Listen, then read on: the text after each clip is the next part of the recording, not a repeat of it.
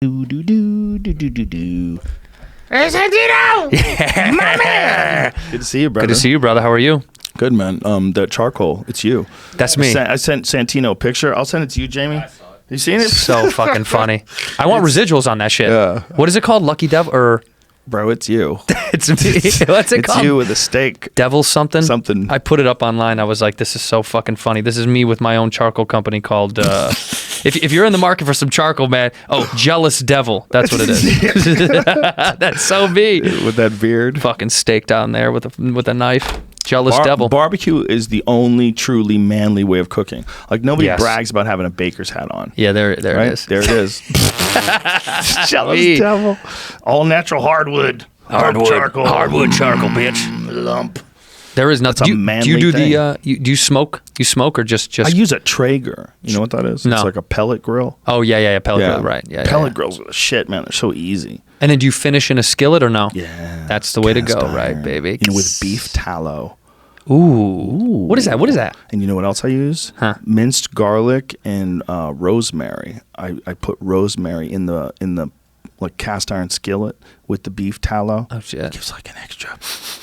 An extra. I learned that in an Italian restaurant. I was gonna like, say. what are you guys doing? He's like, we use a rosemary. Rosemary. Rosemary on the From the ribeye. back, we use the rosemary. It's a wonderful ribeye. If I go to an Italian restaurant and the dude talks like that, I am excited. Yeah, I'm stoked. I'm more pumped. Yeah. If it's just a regular person, even if they're nice, I'm disappointed. Yeah. You know? Even if it's like the nicest waiter ever, I'm like, dude, you seem like a great guy, but damn, I wish you were from Italy. Yeah, he's like, I'm just whipping you guys up some fettuccine Alfredo. And you're like, Hey, nobody from Italy back there, man? You Malibu fuck.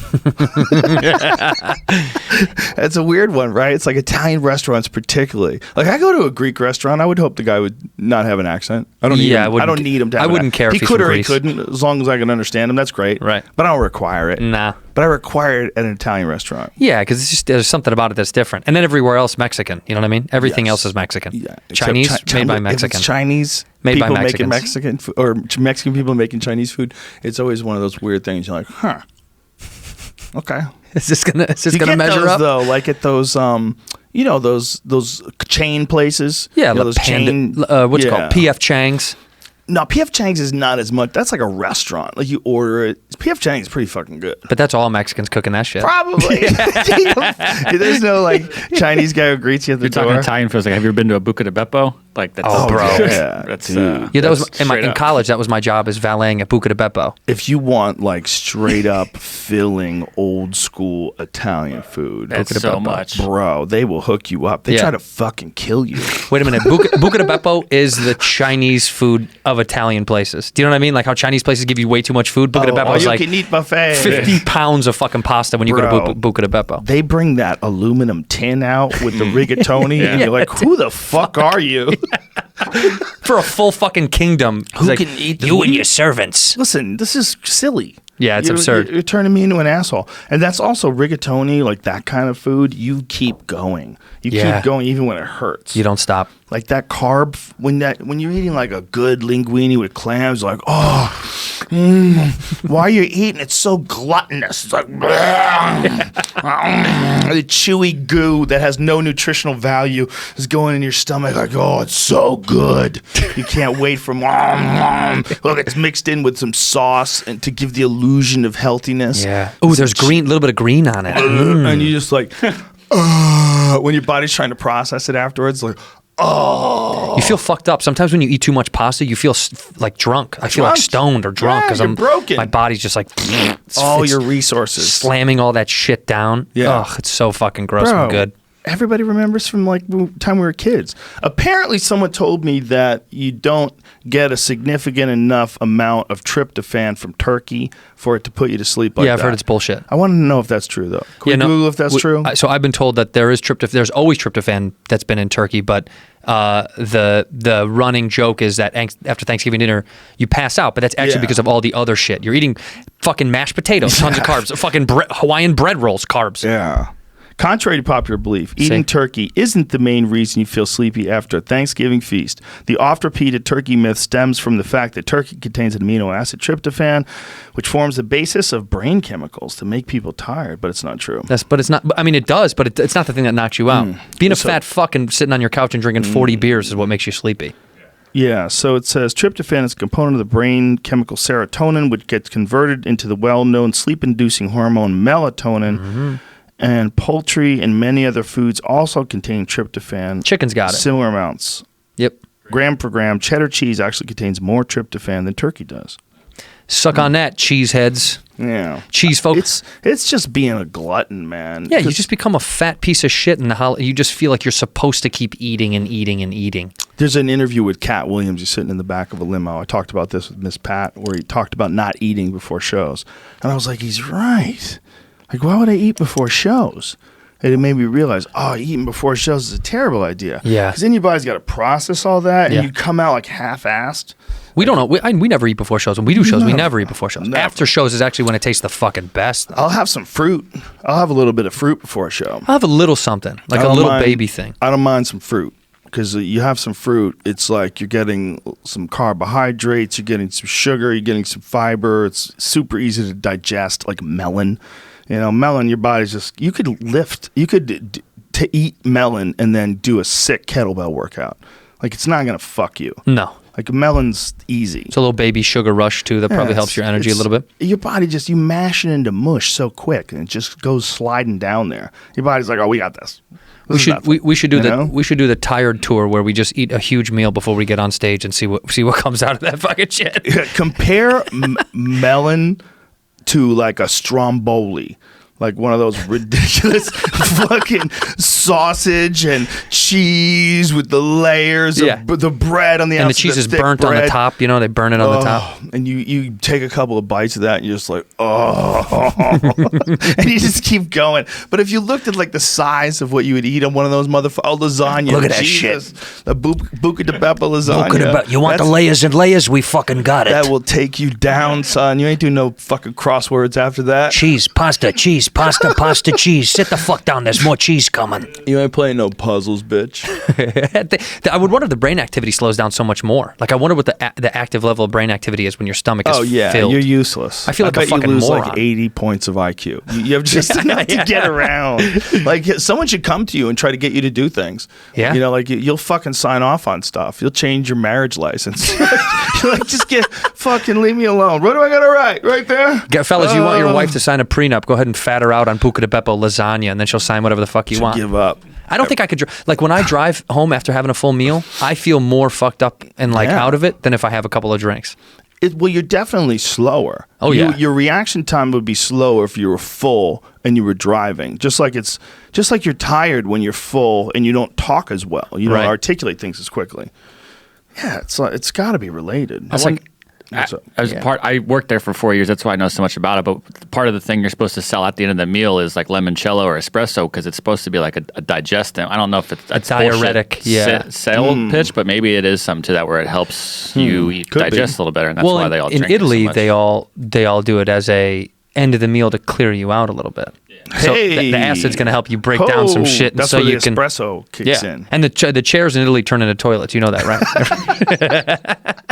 In Brazil, when you go to those churrascarias, they have this delicious dessert that has papaya in it. And it's like a papaya smoothie kind of. It's like a blended papaya drink. And like a dessert rather, and they have that specifically because the enzymes in papaya help break down the meat. Oh, it does. That's wild, and it's fucking delicious, dude. But speaking so of, what's that chain? What's that chain? That Brazilian chain? Fogo de Chao. Fogo de Chao. Dude, Yeah, I was just there. Fogo de Chao. Yeah, that's it right there, dude. Son, that will fucking rock you at the end of a good meal. Is there booze in there? You can get booze. Should pour be. it. They have a guy who comes by. I usually say no because I'm not a drunk. But I would say pour it. Yeah. So that's the first question I ask. Is there booze in there? It's good with booze. It's good without booze too. It's just good. I love those places. I went there with that UFO guy, Bob Lazar. Oh, you did? Lazar went there with you? Yeah. And Andrew Schultz went with me too. Yeah. And Jeremy Corbell. the guy who made the documentary. We all sat around talking to him. That Lazar dude freaked me the fuck out, man. Ooh, he's a freak out. Made me want to move. I had no indication that he's full of shit. I mean, I was Zero bullshit meter? Here's the thing, man.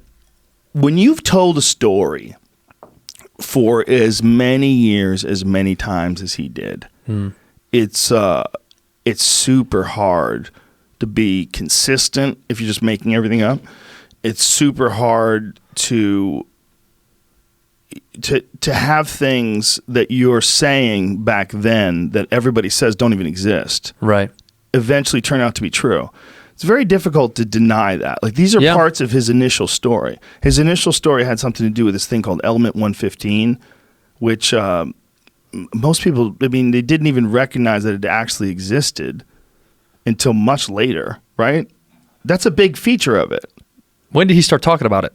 He started talking about the 80s. Yeah, that was 70s to 80s, right? I think. A long time ago. But it's, I don't know enough about elements and the table to understand it. You're talking to a state school kid here. I don't know shit. We're both stupid. You're probably more educated than me, though. But at the end of the day, this guy is obviously smart as fuck, and he's a scientist that definitely worked at Los Alamos lab. There's a record of him there. Right. And they tried to deny that, and they tried to erase it. That alone tells me, just the fact that they tried to say that he didn't exist, he never worked at Los Alamos lab. That is freaking me out, That's huge man. freaky. Because in the 1980s, you don't think they could just erase your past? Right. You don't think that they could just erase your birth certificate or erase your medical records or erase your dental records? They could do whatever they wanted back then. Well, what's that? Tell me you saw that documentary about the 3 identical strangers. Did you watch that? I heard about it. I didn't see it. Bro. I heard. Oh, my God. I mean, essentially, in so many words, without divulging too much, 3 brothers are born. Triplets are born, and they are separated at birth, unbeknownst to them. They grow up completely independently, run into each other later in life. Jesus. This was in the 70s, I think it was, 70s. And they meet publicly on, maybe not Donahue, but one of those fucking big shows. You know, like they bring them all together. Yeah. And they end up finding out later in the documentary, spoiler alert, that there's a company who is doing this, that's doing trial tests on babies that are separated and putting them with different families to find out if they end up growing up with similar characteristics. It's a nature versus nurture. Yeah, nature nurture scientific experiment. Yeah. But imagine how sick you have to be. Fuck. To decide to separate kids. Yep. And show up and test their family to find out how they're breeding these or how they're growing these children. Jesus Christ. Gross as fuck. You watched it, right, Jamie? They'd come test them every week or two, and there's like doing checkups, and the parents almost didn't even know. I'm not sure. Well, one of the parents seemed to be more keen about it, and the other ones just felt like, well, they were getting money for it, so they were like, this is just a part of a program that we're in. Bro, how is that much different than aliens abducting people and that's what I'm saying. medical It's not. tests? It's not. That's my point. Is like, You're if they doing got away with that, involuntary life and genetics test, bro. Involuntary. Supposedly they have the data from that too. Like the nurse or the assistant from the doctor that was doing it says there is data. She has read it, but it has never been released, and it should be because they fucked up all these people's lives. Wait! You're leaving out an important part. Probably. It's in a library in like Harvard library, and it legally can't be released to the public. It's something it's someone's holding on to it, and it cannot be released. They've tried hundreds of times, and it's got a 2050 release date or whatever. They're waiting for these people to die. Yeah. So then it'll just go away, and no one will think about it anymore. It's fucking, dude, watch it. It'll fuck you up. I'm scared. And then you find out in the documentary, they're not the only ones. They've done this over and over and over and over. God. It's fuck, dude. I'm sitting on a plane watching it, and That's reptilian. yes, you know when you're on a plane watching something so good, and you look around like to other people, you're like, oh, you fucking. No one's watching it, but I'm like, it's fucking shit. It was so trippy, man. It's so trippy. So yes, do I think that Lazar had people trying to X out his pet? For sure. And there's a lot of other stuff that you got to go. I don't know. How do you prove that? How do you explain that? Well, I don't know. Isn't that like anything in our world? What do you believe in? The big questions are: is it education background? That was a big one. What do you mean, credibility wise? No, whether or not he actually was educated at a certain place. I can't, this is a fucked up one, but I can't say what he told me. But essentially, without saying it, it had to do with projects he was working on. Currently. No, at the time. Oh, right. When he's working at Los Alamos Labs. I can't say anything more than that. Fuck. And now the internet explodes. But I don't know if it's true. Right.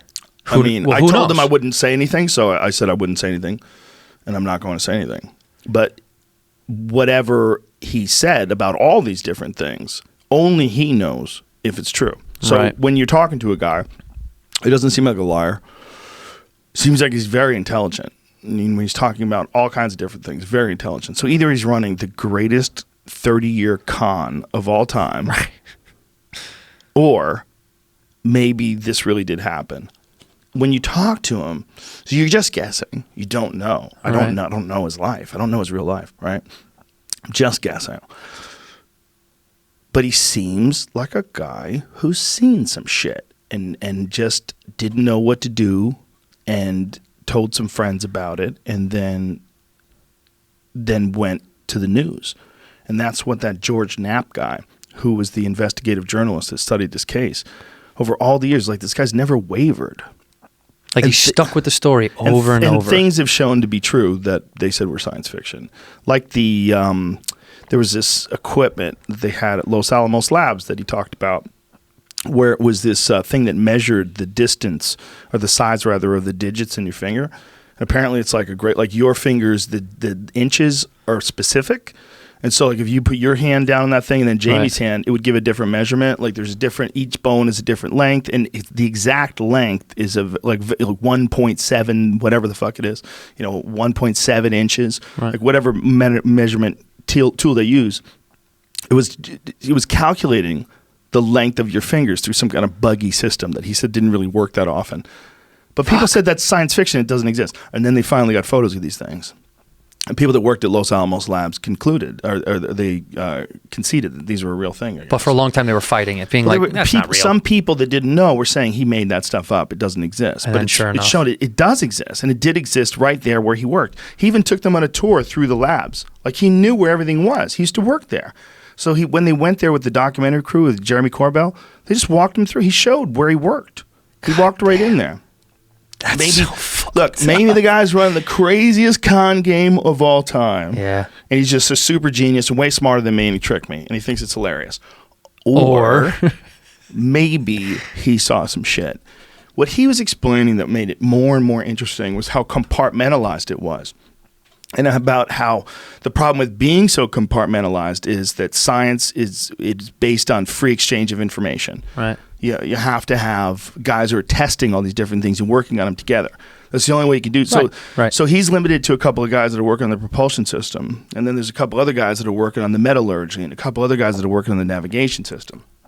And they chose him because he was kind of a maniac, and he put a fucking jet engine in the back of a Honda, and it was on the cover of the Los Alamos newspaper. Right. And it said in the article about Bob Lazar with his fucking jet-powered Honda that he was a scientist at Los Alamos Lab, a physicist. So this was in the newspaper. They printed this when this guy was doing this thing where he said he was living at the time in the area where Los Alamos was, and it said in the newspaper that he worked at the lab. There's a fucking logbook of employees. It's got his name in it from that time. A guy had it. He showed it. They took photos of it. They showed it to everybody. Look, we have an employee logbook. Yeah. Like this, or the employee directory, rather. Robert Lazar, right there. So he worked there. He really did work there. How could you fabricate that shit? Everybody's scared to talk. All the people that he worked with are scared to talk. Why do you think, though? Look at what's happening to him, man. He looks like a fool. The FBI raids his house. Everybody calls him crazy. He didn't want to have anything to do with this. The only reason why he wanted to do my podcast, he wanted one more chance to just get it out in a form where it's just him talking. And he felt like he and I, and we both talked about it. I think me and you talking. I'll just let you talk. You tell me what happened, and I'll let everybody figure out if it's true. I don't know. What do you think, honestly? There was parts of me that said maybe I'm just dumber than this guy, and he's like really manipulative, and maybe he just knows how to tell a story and You're stick pretty with fucking it. keen, dude. I know, but it's a tricky thing, man. You can get cocky. You can get cocky. I feel like you can get cocky and think that you know that someone's not full of shit. Yeah, but I feel like you talk to enough fucking people who are and aren't full of shit that your meter is higher than most. I'm also nice. So when I'm trying to talk to someone, I want things to work out well. You're giving the benefit of the doubt often. I want them to have a good time. Yeah. When we're talking, I don't want to confront people. Yeah, even if I angrily disagree with every fiber in my being. As I've gotten older and better at talking to people, I avoid that kind of conflict. Right. I don't think it's necessary. But I just think your bullshit meter is keen enough where you'd be like, I think it's super cocky to say that. I would like to think it is. Yeah, my ego would like to say, bro, I can fucking tell. You can't lie to me, bro. Just try to lie. I've had people lie to me, man. Dude, I know NASA, bro. That ain't NASA stuff. You know what I mean? I think there's times when you know someone's full of shit, and there's times where you think you know someone's full of shit and you're wrong. And then, it's like this whole thing of looking in someone's eye and talking to them. Sometimes someone will tell you something like, oh, bro, I didn't even know you called me. You're like, you motherfucker. You see it right in their eyes. Yeah. Like, you piece of shit. You did I didn't know. see your text, man. I didn't even see it. You didn't? It said you fucking saw it. Come on, bitch. Yeah, fuck that shit. You know well, what who that knows? is. I don't know. It freaked me out. I'm not going to lie. It was like fucking... Sometimes you have to do that to people. What? Hey, man, I didn't get your call. Oh, really? Is it better off to say, hey, I find you a little annoying and very needy. And so when I get a phone call from you, often I cringe. I do like you and I enjoy our time, but sometimes I just can't. Sometimes I can't. That's probably the most healthy version. But you can't say that. No, you can't. You have to go like this. You'll go, you did today? Oh, fuck, I didn't see it. Sorry, man. Yeah, I didn't see it. Did you not get my text? That's what bothers me. That's Did you annoying. not get my text? I always say, sorry, I didn't respond to your text. I try to say that first. Yeah, but let me tell you something. As a man, if I text you and I'll get a text back, I don't get with that. I don't get a fucking butt hurt. No, I just go, that's it. He saw it. It is what it is. We move. I don't send a text in if I needed a real response from you, I would call you and go, hey, I need to talk to you about something. You ever have someone send you a text that's like a little on the needy side, and then they send you one like 3 minutes later that says hello every day? Question mark. What do you mean? Every fucking day. Jamie, every day to me. When are you coming over? When are you coming over? I'm coming, Jamie. Leave me alone. From our afternoon pump session, you know? Some people just get real weird with like them sending them messages in a bottle. And then that's what it is. It's a little message. Did you get it? And then the other side of it is Bobby Lee, who literally never answers a text ever. I've sent him 1,000 texts. Good for him. Yeah, he doesn't answer. Good for him. His green, his notification is like 800 fucking little red, He never answers. He doesn't give a shit. But but everyone who's friends with him knows that's just Bobby. Yeah. Joey just calls you. Yeah, Joey, I texted you him. He calls. A lot more. I've been calling people a lot more. It's more personal.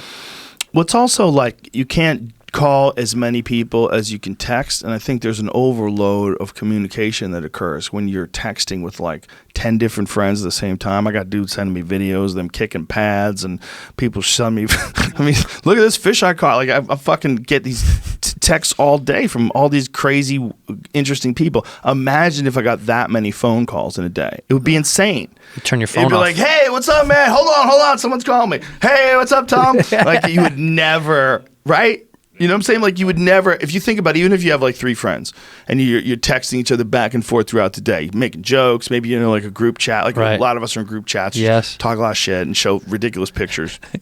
Shit that would get me kicked out of the country. Oh yeah, for sure, right? Oh my God. I mean, you would never do that if it was phone calls. You would be like, you needy bitch, I gotta call you all day? Yeah. I'm calling you in the morning, then I call you in the afternoon. Are we fucking? Like, what's happening? Even if we were, if you needed me to call you that many times in a day, I'd be like, hey, like we gotta be happy to being alone too. Yeah. I mean, be happy being together, but also you gotta be able to be alone. And yeah. If you need phone calls all day long, hey, chill out. Chill the fuck out. A text is good because you could be in the middle of some shit, right? If you're one of them dudes who's inclined to change a transmission, you want to rebuild an old Chrysler or something like that, you could be under there and a little text message, you go, I'll get back to him. I'll figure that out. That's Mike. Actually, maybe real quick. Yeah, we're going to meet at 8. Like it's minimal. Yeah, right? There's nothing to it. But isn't that bad to be talking to people that way? Isn't it? Is it bad to be talking to people so much? It's a shit diet. Yeah. It's a shitty diet. Duncan and I were talking about the other day about finding information online. Just constantly be inundated with stories of horrific things and bad things and terrible things and ugly things. That it's a bad diet. It's a bad mind diet. And I was like, you're so right. That is. You think you're like immune to that you are who you are, and this is just some stuff you're experiencing.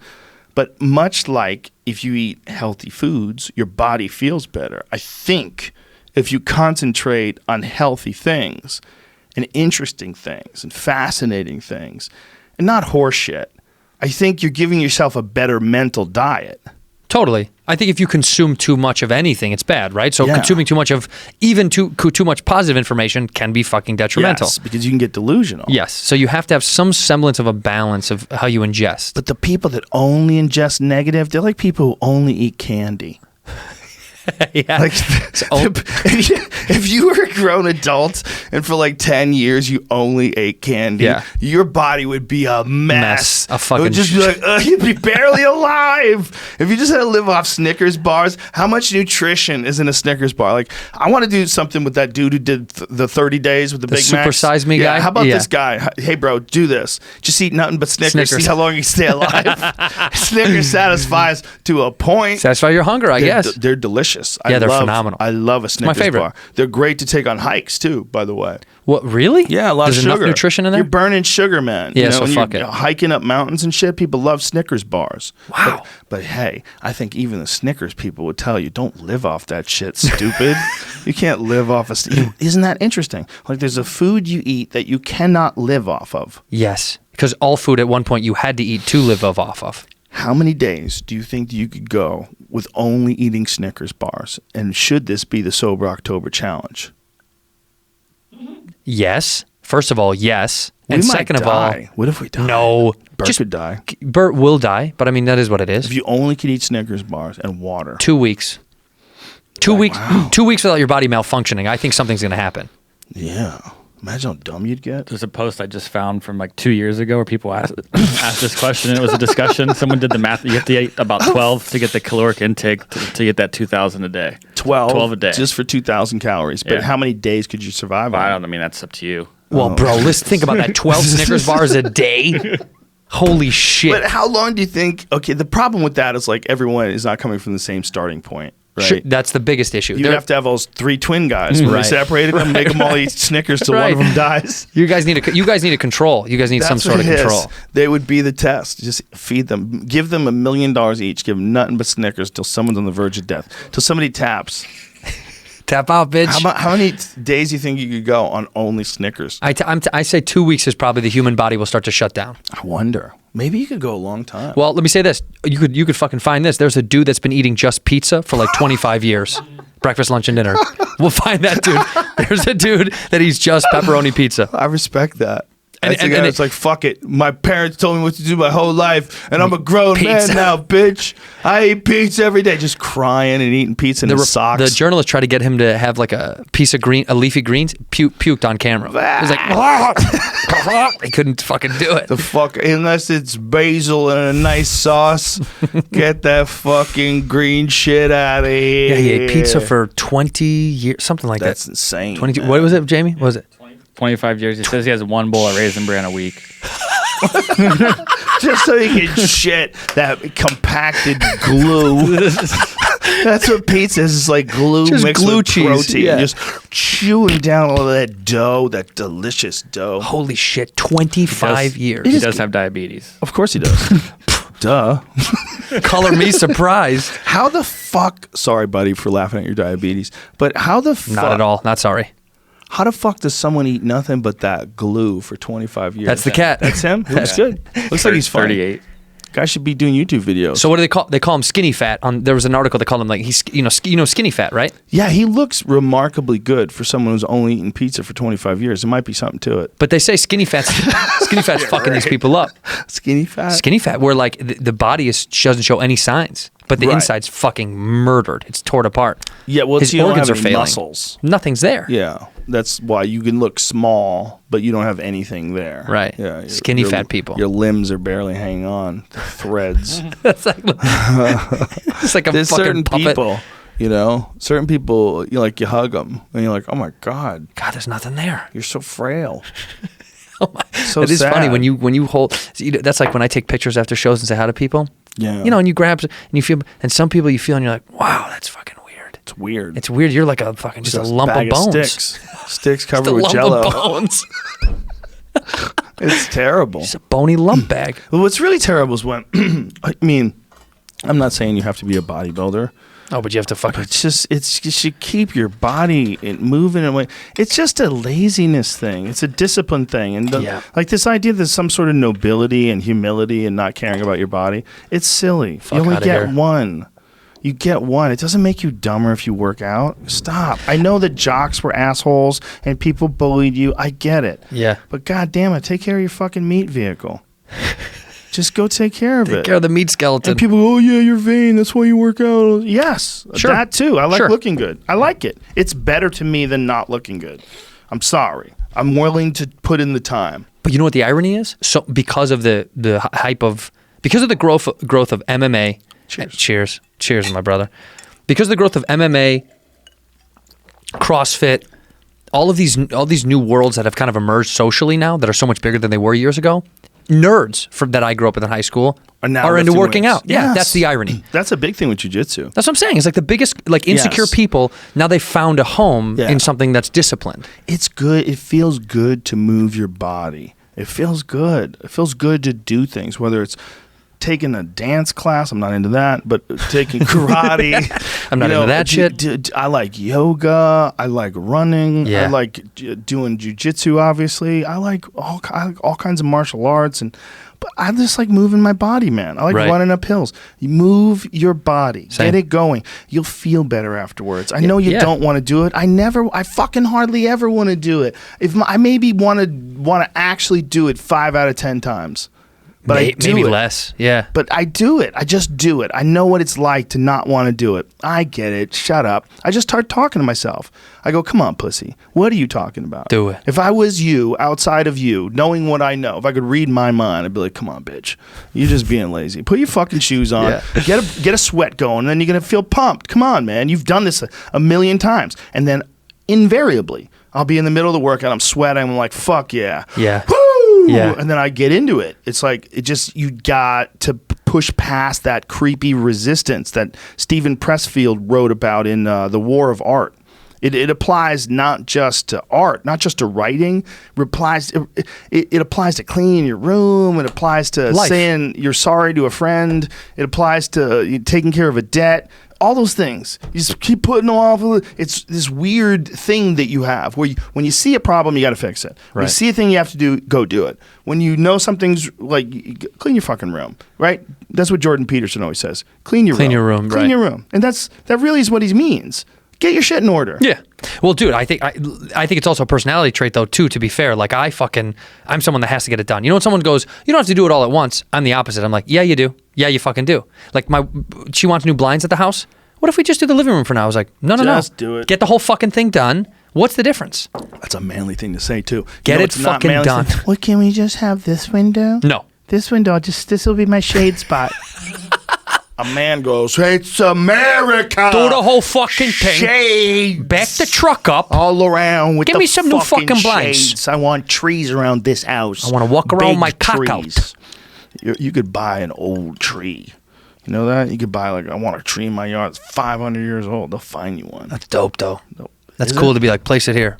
I have a 150 plus old oak tree in my backyard. Here's what's weird. Manly shit. Say if you have a piece of land, right? And that piece of land is 100 acres, a beautiful piece of land. You know, you don't own the animals on that land. Like if there's wildlife on that land, if there's a bunch of deer on that land, you can't just shoot them. You have to have tags. You have to have state allocated tags that give out a certain amount based on the deer population using wildlife biologists, and they view it from helicopters and shit. They have all these different ways. They have trail cameras, all these different ways they determine the numbers, and they figure out how many people can hunt. But you own the trees. Isn't that weird? Yeah, Like you own all the trees. Yeah, you own everything that they're around. Yeah, like but you them. own some gigantic population of pine trees in the forest. Like you own some giant swath of land that you're logging, like those logging companies do. Yeah. They own those trees somehow.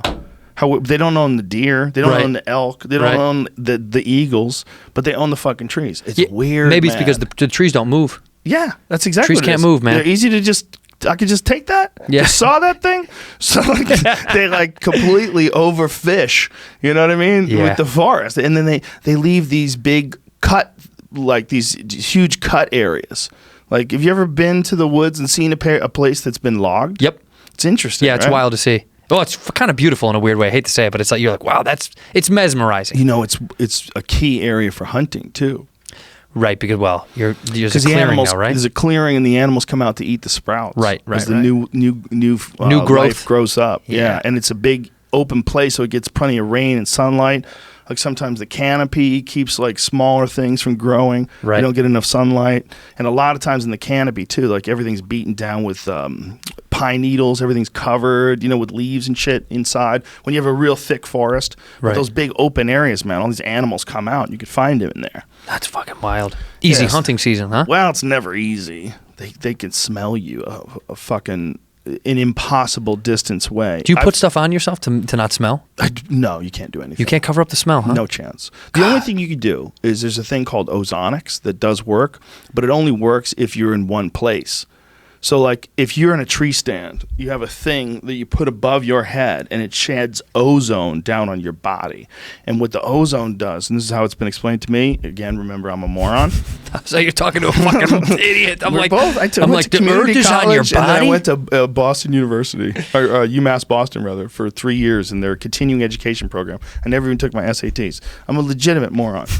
But apparently, this ozone shit that comes down over you, it confuses the deer. Like, the deer gets a scent, and it's like, what the fuck is that? Right. Like, it doesn't know what it is. As opposed to smelling you and going, fuck.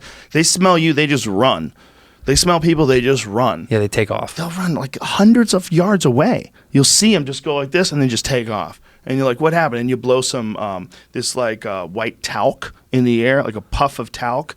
And as it drifts, you see which way the wind's blowing. It's a wind checker. Right. So when you're up there in the wind, you have this like little. It's like a almost like a little Just like baby powder Right. type deal. Right. And you just press it, and the stuff goes in the air, and you can see exactly where they went. They even have vaporizers now that do it now. I have one that's like a vaporizer. You press a button, it just mist goes in the air. to show you where the wind is. And it's That's just fucking mist. wild. Yeah, it's wild. And it's just for that, just to make smoke so you can see which way the smoke goes. But it's just mist. It's So not that's even the really ozone smoke. shit. Yeah. 3 ozone bonds to your scent molecules. Yeah, so this is what they're saying. So I don't think they're allowed to lie about this shit. I think in this day So and age, essentially, it creates like a shield for your natural your odor. your natural Yes. odor. So my friend John Dudley is a big believer in this. And anything he's a big believer in, I'm a big believer in. That is fucking wild. Yeah. Apparently it does work. But it's still, if they see you move, if something funky comes their way, I mean, maybe it works for like 80% of the time. Deer are some sneaky fucks. They're smart. How good is their vision? Their vision is good, but you view things like from an edge detection thing. Like they see things that move. Right. So if you just freeze, if you have camouflage on and you freeze, they'll often walk right by you.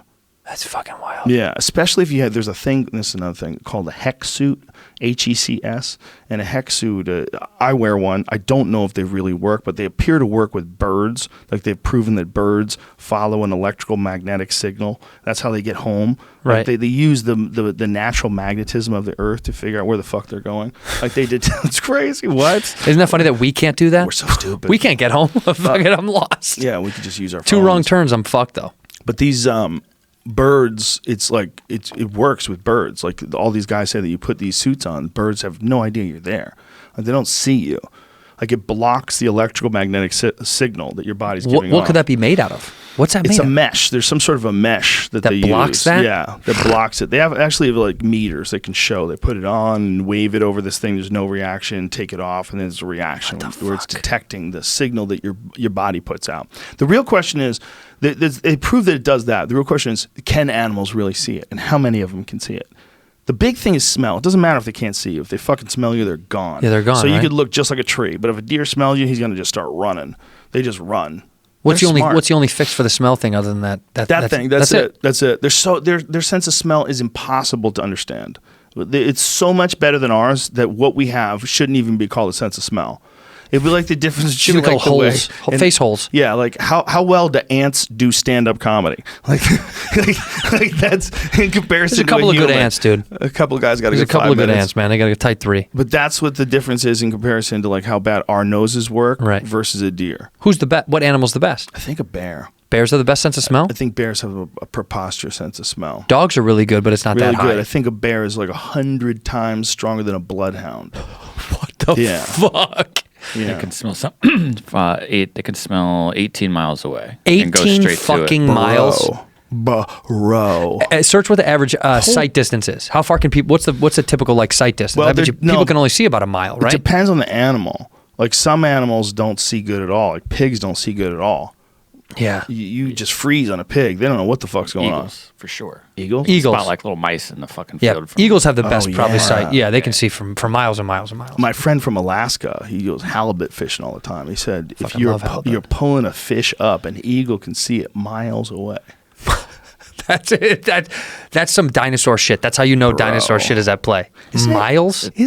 What? Grizzly can find an elk carcass when it's underwater, and polar bears can smell a seal through 3 feet of ice. Oh, Jesus Christ. 3 fucking feet of ice? Christ. Oh my God. That's insane. 3 feet of ice. That is a fucking monster. Imagine if you were in a big concrete building and it's 3 feet thick and there's a bear on the outside going, meat. If that was a monster movie, you'd be like, this is insane. This monster's insane. Does this monster know I'm here? Like you'd be 2 kids, right? Their parents have already been killed, and their head is just breathing. Like, don't worry, we're safe. This concrete's 3 feet thick. There's no way it can smell us, and it's outside.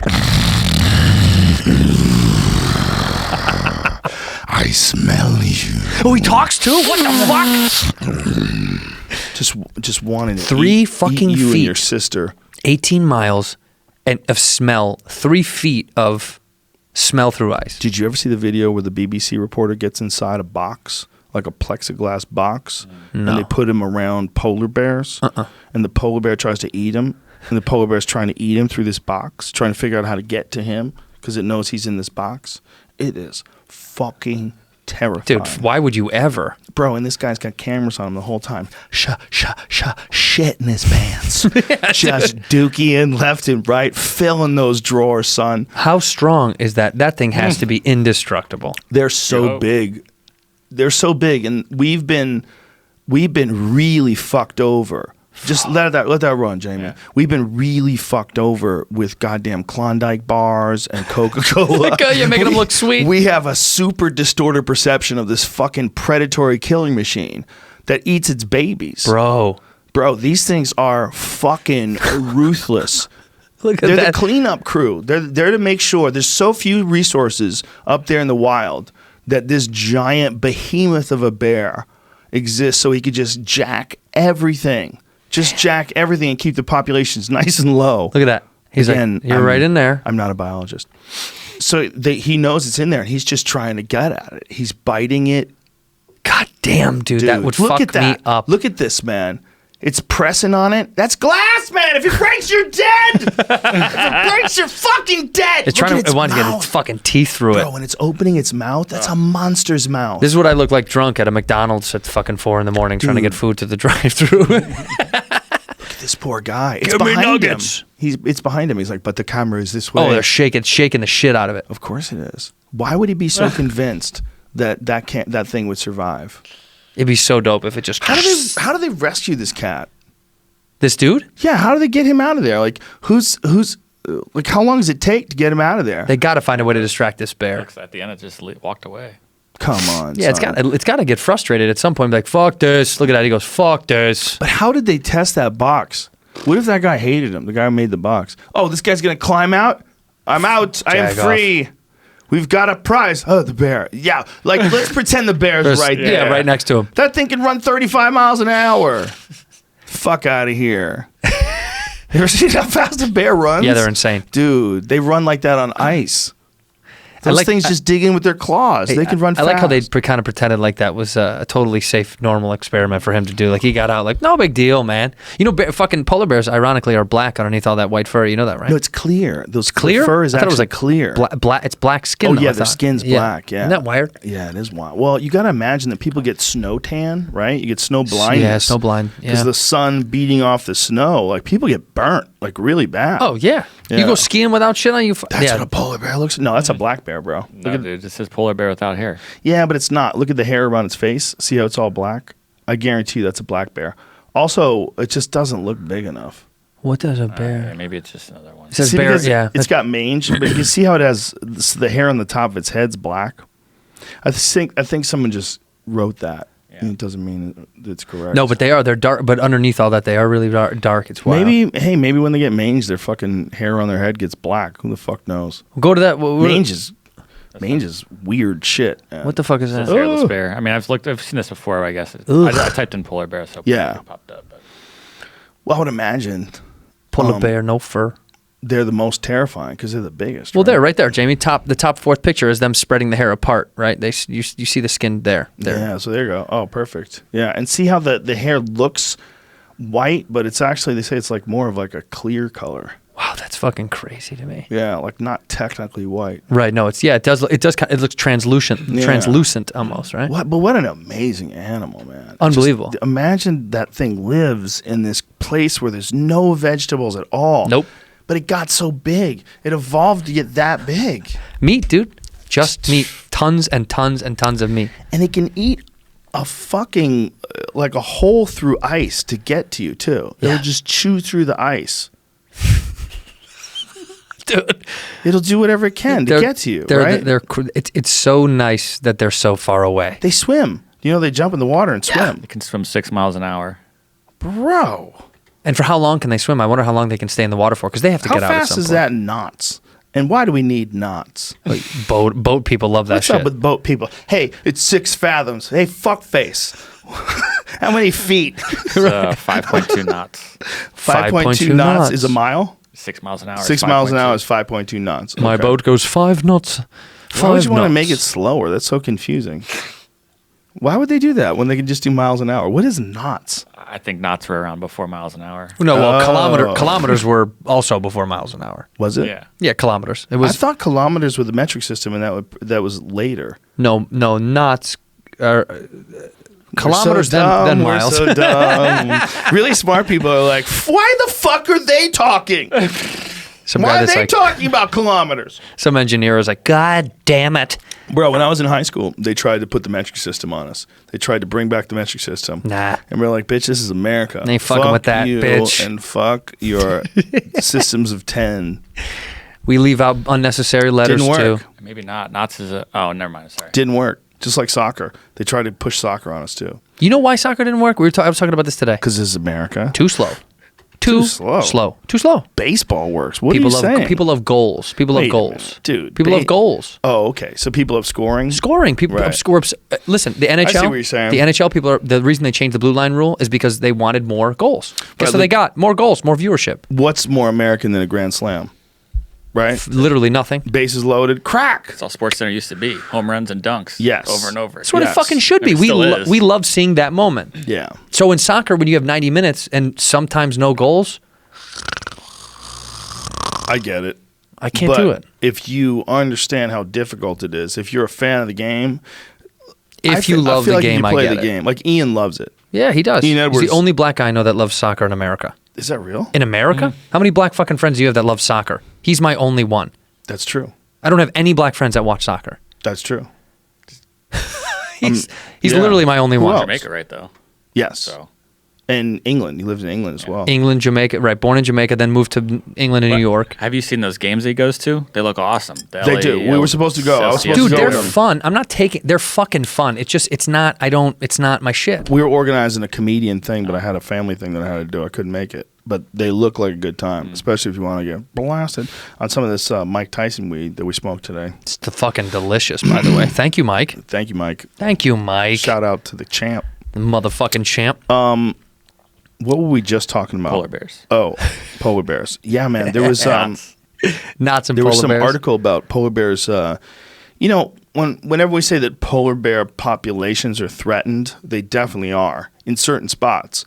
But the places where polar bears occupy is enormous. Yeah, it's huge. And in some areas, there's a lot of them. And we have this non-nuanced way of looking at polar bears. So people would get really mad if, like, they found out these Inuits were killing polar bears. But sometimes these folks are living in places where polar bears start entering their villages, Right. And they're super dangerous, Killing their babies. They'll kill people. They will straight up kill people. You know why I think there's that a is? comic who's also a veterinarian, Kevin. He's a vet? Yeah, he's a guy who performed in Denver. I met him in Denver. I was working with him one night. Oh. Yeah, do you know him? Yeah, he's famous in Kevin Denver. Fitzgerald. Kevin Fitzgerald. He has a TV show out Kevin there. Fitzgerald. Yeah. See, I was going to say Fitzgerald, but I thought I was wrong because my friend Dave Fitzgerald, I was just talking He's got about. long white hair. Yeah, like a Yes. yeah. He told me that polar bears out of the womb are like Predator. You know, like the movie Predator, like out of the womb, they're just trying to bite and kill. Out of the womb. Dope. Out of the womb. They just come out. Rah! And I was like, well, it makes sense, right? If you stop and think about what their life is, everything is just white and frozen. And occasionally you catch something slipping. Occasionally you catch someone who's sunning themselves and you get to them before they can get away, and you could dive in the water and grab a foot and drag them back up. Survival, man. The darkest story that I ever heard, I don't know if this is true, but let's pretend it is, Yeah, fine. there was some sort of an expedition and their boat hit some ice, and so their boat started sinking, and they had a real problem because the next boat was hours away. So they call in a mayday for the next boat, and they climb out of the boat in time before it sinks, and then they get to an ice shelter, like an ice raft, an ice island, I guess. Like an we call island, it. yeah, a ledge. Ice island. And in the distance, they see a polar bear. Fuck. And it's many, many ice land bridges or whatever the fuck Whatever it is. ice distance that is. Ice island away. Ice steps. But he keeps jumping in the water and getting closer. Fuck, man. He's trying to figure out what the fuck they are. And then finally it gets to them. Finds out what they are. It's in the ice island next to them.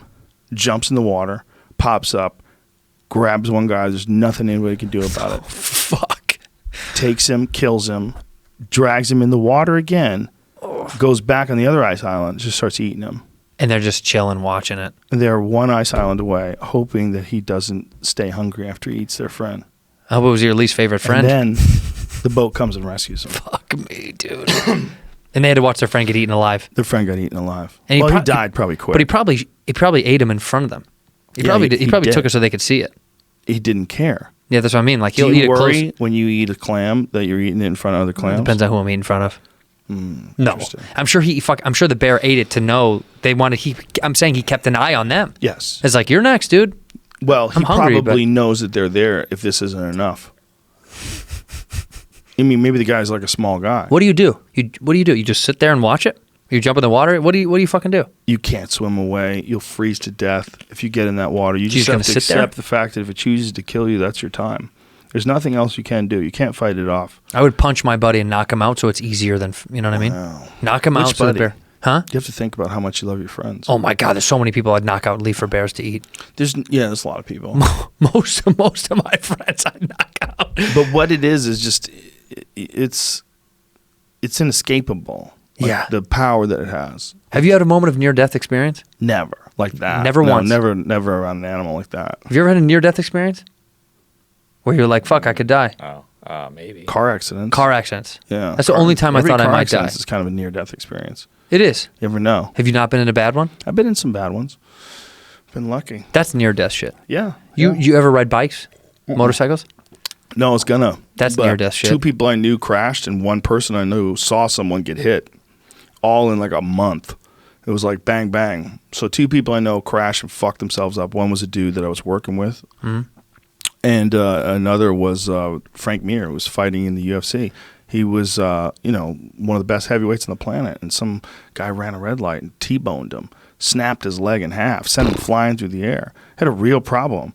I mean, he almost lost his leg, man. Nobody's lucky he lived. But femurs, like the big upper leg, that's a really bad bone to break, man. Well, that's It when you takes a die, long- usually. Yeah, it takes a long time to heal. It's very dangerous. A lot of blood flows through that area. A lot of main arteries that can fucking bleed out really It takes easy. a long time for that leg comes back. And for Frank, it was years before he was like 100% again. say And, every and arguably, he never was the same.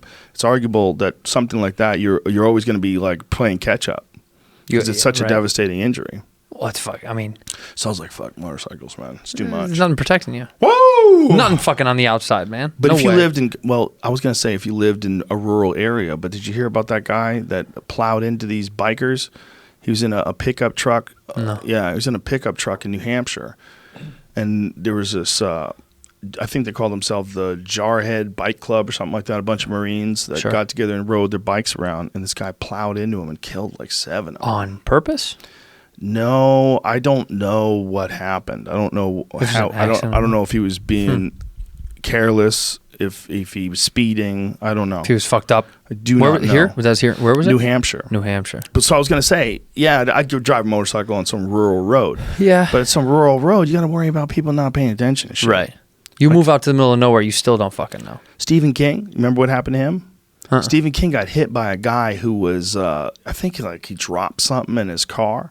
And so he was leaning over to pick up whatever the fuck he left in his van. Stephen King was walking by the side of the road. Maybe it was his dog. I feel like maybe it was his dog was doing something. Anyway, the guy wasn't looking and hit him and just broke everything. Damn. I mean, his whole body was broken.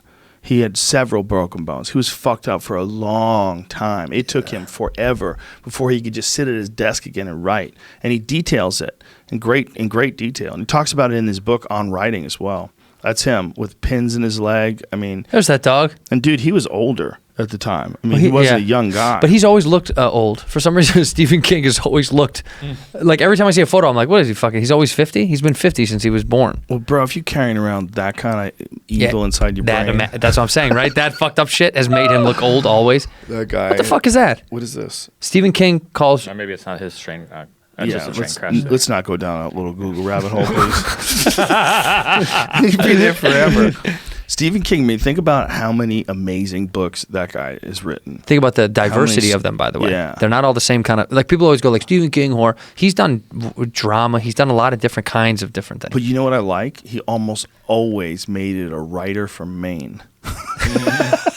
Right? It was a guy from Maine. Yeah. And then this crazy shit would happen to him. That's fucking wild. Many of his stories, not all of them, but many of his stories were a guy from Maine. Yeah. Didn't he write Shawshank Redemption? Yep. Yep. There's a Think short about story that. based off at least, yeah. Dude, you know Yeah, what it's I not love? his story, but think about that he wrote that beautiful, and Yeah. it's the rest of his shit is very dark. So much of it is black as night. He's got so much good stuff, man. I mean, he's got so much good. Did you ever read the Tommy Knockers? It's fun, man. It's about like an alien craft that crash landed in the woods, and I don't want to give any spoilers. Don't. Starts changing people. What does Tommy Knocker mean? What the fuck? I don't know, but I think it was based on some like old fairy tale that people tell. I like learning kids. old words like that. Tommy Knocker. Knocker. Find out what it is. Let's find out what Like this Tommy word. Knocker Hey, is. I have a I word think it for was you. like Candyman, you know, that kind of thing. Here's a word. I have a word for you. There was a word that I heard that I thought was very funny that I wrote down that I was like, oh, Joe will think that's fucking wild. But I like when I learn a new word, I go, oh, that's fucking. I always admire you again when I see you. I realize With you no rock case? no case. I don't give a He rocks no case, Jamie. Fuck Jamie that rocks no shit. case too. He's recently. How How long? This whole phone since I've got the gold one, the new iPhone. How many X. months has it been since you've been rocking no Since case? October. Do you feel free? Sure. Do you feel better? I Than only other had people? the case for one phone, I guess. Do you feel better than other people? No, I would. I feel riskier. I would. You feel like more like you're living on the Every edge? day you make it a success. I so Another day. admire how Neil deGrasse Tyson explained it. He's twirling it around his fingers. I've made some catches that maybe is I gained ability because of doing that. Right? Otherwise, you might but just this let is- it drop if it was in one of them like otter cases or something, otter box. Yeah. Them thick ones. This doesn't ever. I've said that. I've said the same thing. Not to cop Neil deGrasse Tyson shit, but I love the design of this thing. Yes, Why it's did I buy gorgeous. it if I don't That's want what the? you've always said. You love Yeah, the why? I design. love it. It's beautiful. It is. And I see people with these huge cases. They're like, it's an OtterBox in case I fucking throw it off a cliff. When am I throwing my phone off a fucking cliff? Why are you throwing your phone But also, what? Oh, sorry, I got Tommy Knockers got everything. But also, but also, by the way, We're all stoned, folks. but also, I think about it in the sense of, I know this sounds privileged, fine, but I have Apple Care, which isn't that expensive. How dare you? If I You fucking throw break it, I Apple just Care get in one. our It's like face. $20. What You're the a- fuck? You're a monster. Take that phone. Oh, he broke it! Jesus! I don't give a fuck, Joe Rogan. You don't give a fuck. What does Tommy Knocker What does it mean? mean? So it's based off of knockers who would have been miners trapped in a cave and would have been pounding on rocks to get rescued. In his book, it's the aliens underground who are knocking on rocks. Oh, So they're trying. I don't remember the exact premise. I knew they were doing something that was changing the people. They made a really kind of funky movie. wasn't like the best movie. It wasn't a good film. It's hard to make for his TV. fucking. Was it for It was TV? a miniseries for TV. Yeah. How many episodes? I think 4 or 5. I don't It's remember. one of those ones where you almost gotta imagine it in your head, and that's an asshole thing to say because like I used to have a joke about Game of Thrones. People say his book's better. I'm like, how is that possible? You're watching real dragons and people fucking and then sword fighting. It's impossible. And you're gonna tell me that 2 shows. 2 episodes, 2 parts. so Yeah. 2 hours. That movie, if you wanted to really figure out what the book is, it would have to be hours and hours and hours. That book was nuanced. The book got into psychology. What was the other one where the dudes were in the woods and some alien crawled inside that guy's asshole and killed him? Which one was that Stephen one? King book? Yeah. Family reunion. No, there was like some alien thing. It crawled in his It was ass and killed him. Yeah, it would take over these people. It was in the guy's toilet. You know who it was? It was the guy who was in that HBO series, Homeland. Not Mandy Patinkin? No, it was the guy who was captured. Remember, he was captured and he was turned over. The redheaded dude. Oh yeah. Yeah, that guy. What the fuck is that guy's name? What the fuck's that I guy's know what you're name? talking about, but this is a newer we can, movie. We can figure this out. We're gonna get to this. We're gonna get to the bottom of this.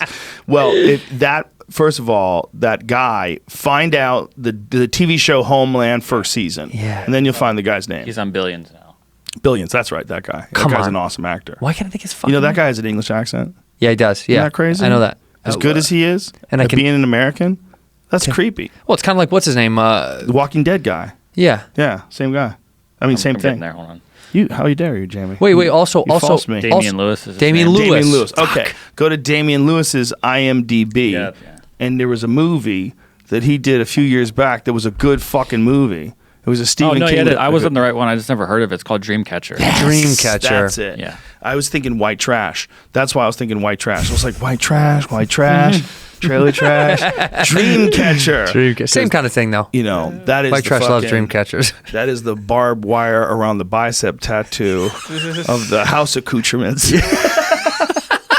A dream catcher. Yeah. Yeah. Why do people love whenever you see someone had one, you're like, dude, fuck, man. Bummer. My kids were Where's your 5, puka they shells? liked it. Yeah. When your child just learns about the world. It's just not a good piece of art. I'm sorry. Adults the think it's best wonderful. dream catcher sucks. Yeah.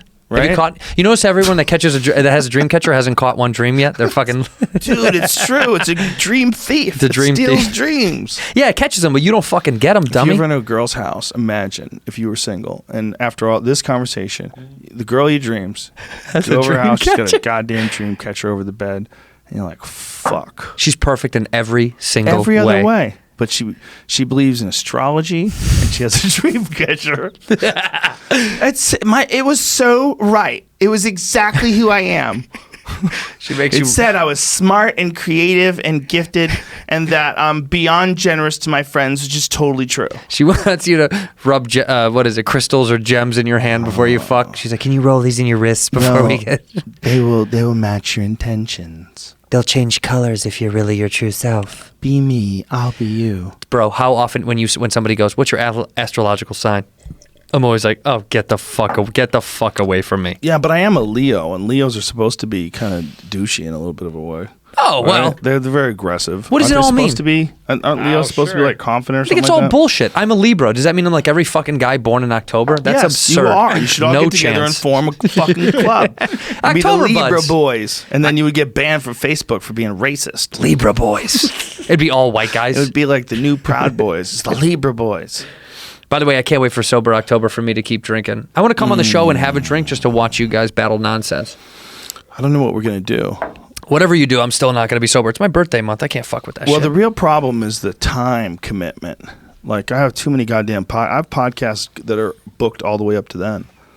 And I know there's going to be a lot of shit I have to do. Yeah. I can't dedicate too much time. I can't do what I did last year. Let's do the Snickers challenge. I think that's the best way to do it. Ooh, Let's do can't it. Let's that. do it. What if you do I'm a only different joking kind of about challenge? that. I know, but what about a different I'm not kind of willing to do challenge? that. I would tap out first. But you guys keep your fucking shitty headaches. I'm going to go have a salad. We're gonna just do a deep fake. Someone do a deep fake of Joe eating Snickers, just fucking making it phony. You'd have I've to been doing it. That was the other thing. Like we had an idea of like who could read the most books, the most pages. Nah. But the problem with that is Bert would go Reddit. He'd just pound through all the pages. Number 1, yes! He can't read. But he'll lie. Look, I asked him if he could do the split. He goes, yeah. Can you do the split? I go, I can do the split. He goes, do it. So I did this. Basically, I was like an inch off the ground. And he's like, oh, you can really do it? So he went to do it. He's like, he couldn't do it at all. He's not even remotely flexible. It's not like there was a time in his life where he could do the split. But here he is, 44 years old, faking he could do the splits. I'm like, what are you doing, Bert? Why would you lie about that? He might seem like a guy that could do the split. For a guy that's been sitting on dick for that many years, I figured he could do the splits. You know what I mean? for bouncing on so much cock, I'm surprised Bert doesn't do the splits. He's just a funny dude. You could tell he I can't do the can't splits. let that happen. No, fuck that. Can't let that happen. Well, I want to be invited so I can sit with Jamie and have a drink and get high while you guys do sober shit. it has to be You're some in. sort of a legitimate test, but it just can't be too involved. I can't do it anymore. Yeah, get me and Jamie in one of those bubbles so we the can just bubble get machine. high and drunk and roll around. Yeah, give me the bubbles, bitch. This is the new feature of the Joe Rogan I Experience. know, I love this shit. It's the bubble machine. First featured on the Duncan Trussell podcast, number 1313. It was Duncan's request that he be on that spiritual number. Spiritual numbers are really important.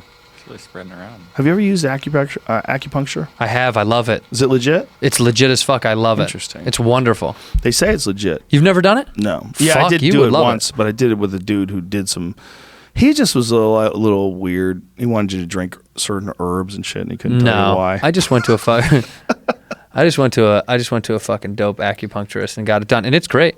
Now, my face fucked me up. I didn't like my face was getting fucking me up. Ooh, where did they put it in your that face? scared me. All over your face? Yeah, little time. Everywhere? Just, no, 100 of them? in your sinuses. How about your eyes? Boop boop, like in your sinuses. If they and could shit. fix your eyes, if you could make What's wrong your with eyes my fucking 20/20 eyes? vision, like maybe it was slipping. I'm 1920, I think. What if it got to like 40/40, 50/50? Sick. Sick. Started getting tired. Then I can see shit through 3 feet of ice. Is it the opposite or the other way? What is it like? No, 8/8 is like the most insane vision ever. Like, Is The it? smaller Yeah. number at Smaller second than- is the better vision. yeah. So I'm saying 50/50, bro. You'd be blind as fuck. I'm 50-50. But all they could do, they could fix it. But you got to keep your eyes open, like that movie Clockwork Orange. You gotta prop your eyes open and just acupuncture the shit out of your eyeballs. So all you're looking up, all you see these spears coming out of your eyeballs. Dude, there's people that get tattoos on their fucking eyes. Have you seen that shit? They get them on the whites of their eyes. That you did a bad thing. Bad person. Dumb person. Tattoo your fucking eyeballs, dude. I see someone like that. Mail in your life I form. imagine being that guy's dad. Imagine being his friend. But his dad, like you raised a boy, and whatever happened, whether it is a chemical imbalance or whatever happened, what happened? Was it abuse? What? I don't know what happened. Well, for sure something. Something happened. People are fucked. Oh. That guy in San Diego, I was telling you about that. A man threw sandals at me this weekend at my show. Yeah, what happened?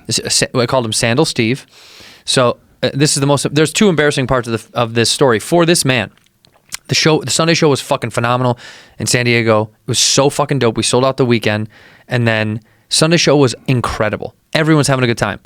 I'm joking around at the end of my show, very end, about people in San Diego think wearing sandals with jeans is appropriate. And I was like, that's San Diego. It's like button down, but I have sandals on. It's like douchebags fucking have their toes out, but wear like pants.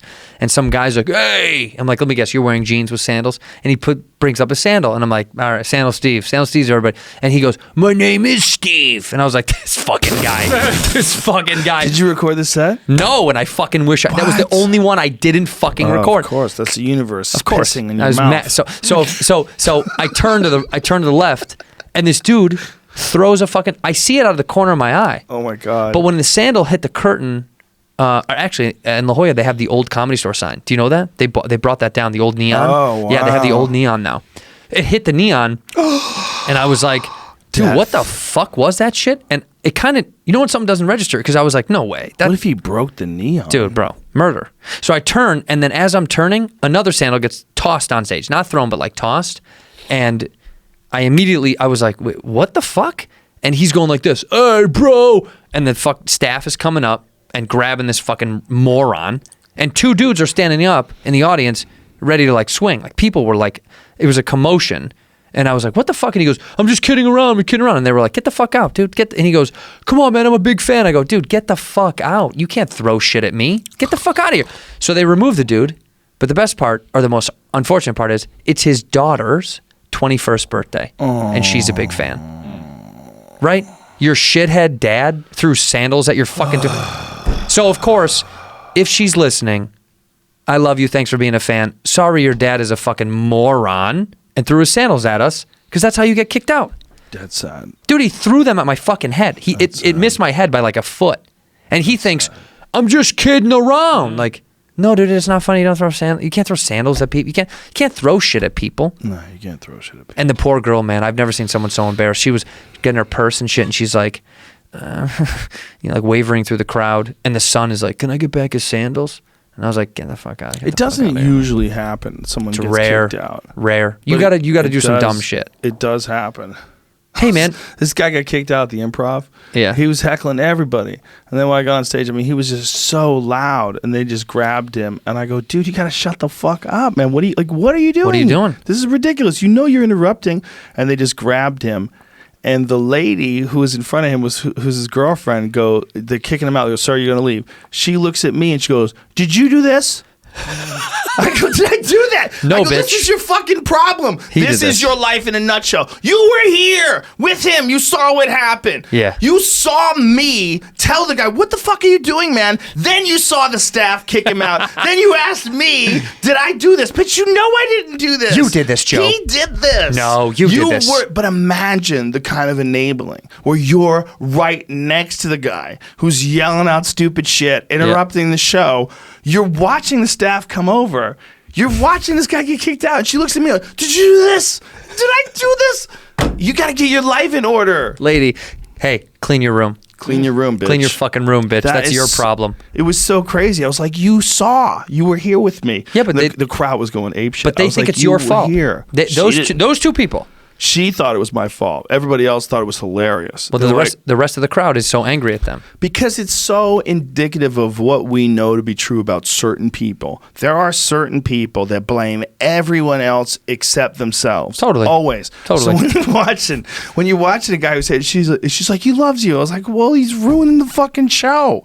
Like, you just don't come to a show if you can't keep your fucking your Tourette's in check. If you just want to scream shit out and just be acknowledged, it's crazy. You're ruining the whole show. This sounds fake. The same show, the Sunday show. We were joking around how crazy it was. In the middle of a setup, I'm about to tell a fucking setup, and a guy goes, "Santino, what's your favorite thing about San Diego?" And I was like, "What? What?" And he goes, "I'll just," and everybody, boo. I mean, everyone's lighting him up because they were like, this some people get so excited sometimes, and dude was a nice dude. It was just like, bro, yeah, you got to know the rules of the thing. You can't just do it. He's been out by the beach too much. There's bro. Those guys. Yeah. There's those guys that's too much salt air and too much sun, and they're cooked. They're like a slow. It's like you know how like if you're gonna smoke a piece of fish, like if you put your hand in there, it doesn't even seem like you would do anything. Right. You know, like you seem like you'd be fine. Yeah. Like you live there forever, but you can't. After like 4 or 5 hours, you become a smoked piece of fish. Right? That's what happens to those dudes' brains. Smoke fish. A certain amount of those guys' brains that are always by the beach, they don't drink enough water. Yeah. They just get old and leathery. Right. And the leather thing is gross. Their brain's leathery. Yeah. When you see them on the outside, they look leathery. Their brain looks like that too, man. I mean, I'm not a doctor. They're smoked. They're smoked. And they come to the show. They're slowly smoked. Hey, man, fuck you. Hey, bro, fucking love you, dude. I just want to help out. I fucking love you, dude. I want to help out. By the way, I had a bunch of Mexican fans. I love my Mexican fans. Showed up in San Diego, and all these dudes after the show were like, "You want us to fuck that dude up, dog? The fucking sandal dude?" I was like, "Hey, man, I'm not gonna. You do whatever you want to do." Don't.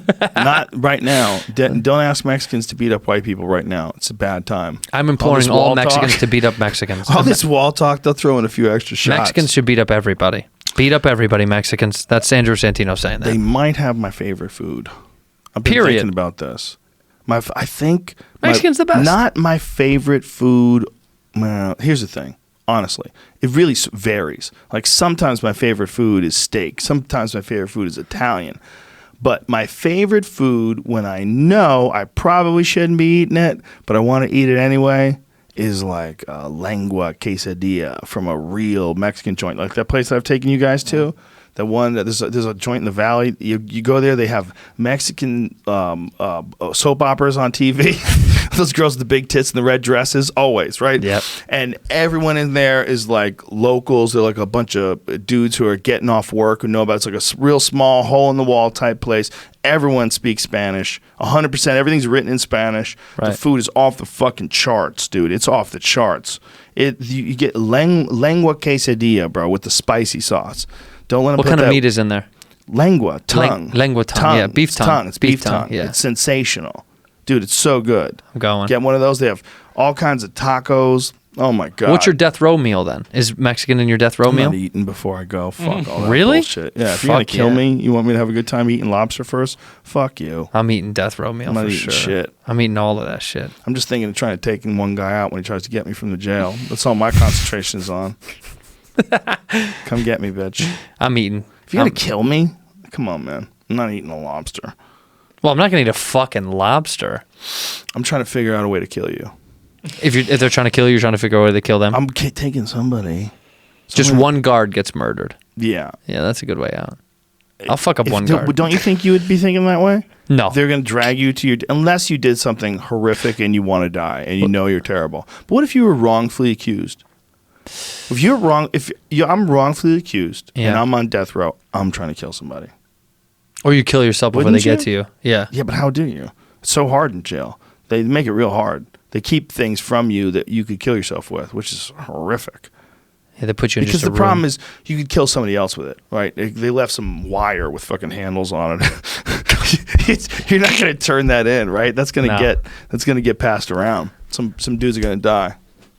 Yeah, but I do think though if death row's coming up on you, you're thinking a lot differently. Yeah. You're not thinking about killing the guards. You're thinking about fucking What? please God. People find Yeah. God when they're about to die. You do, but the way to avoid those horrific thoughts is to plan a murder. Just think like, how fast can I get to one of these guys before they can pile up on me? Think about what it would take though to get to that place when you're like, that's it. I'm gonna have to fucking just kill everyone I see Jesus. because I'm done. That's always like the appeal of a show like The Punisher, like the comic book. They always did a shit job with that fucking comic book. I mean, I heard The Punisher on Netflix was good. I didn't see that, but I the didn't watch movies, it. like they had a Dolph Lundgren movie, and he didn't even have real stubble. It's the dumbest shit of all time. Because, by the way, this is before HD. They faked his beard? They faked his stubble, and obviously fake. Obviously.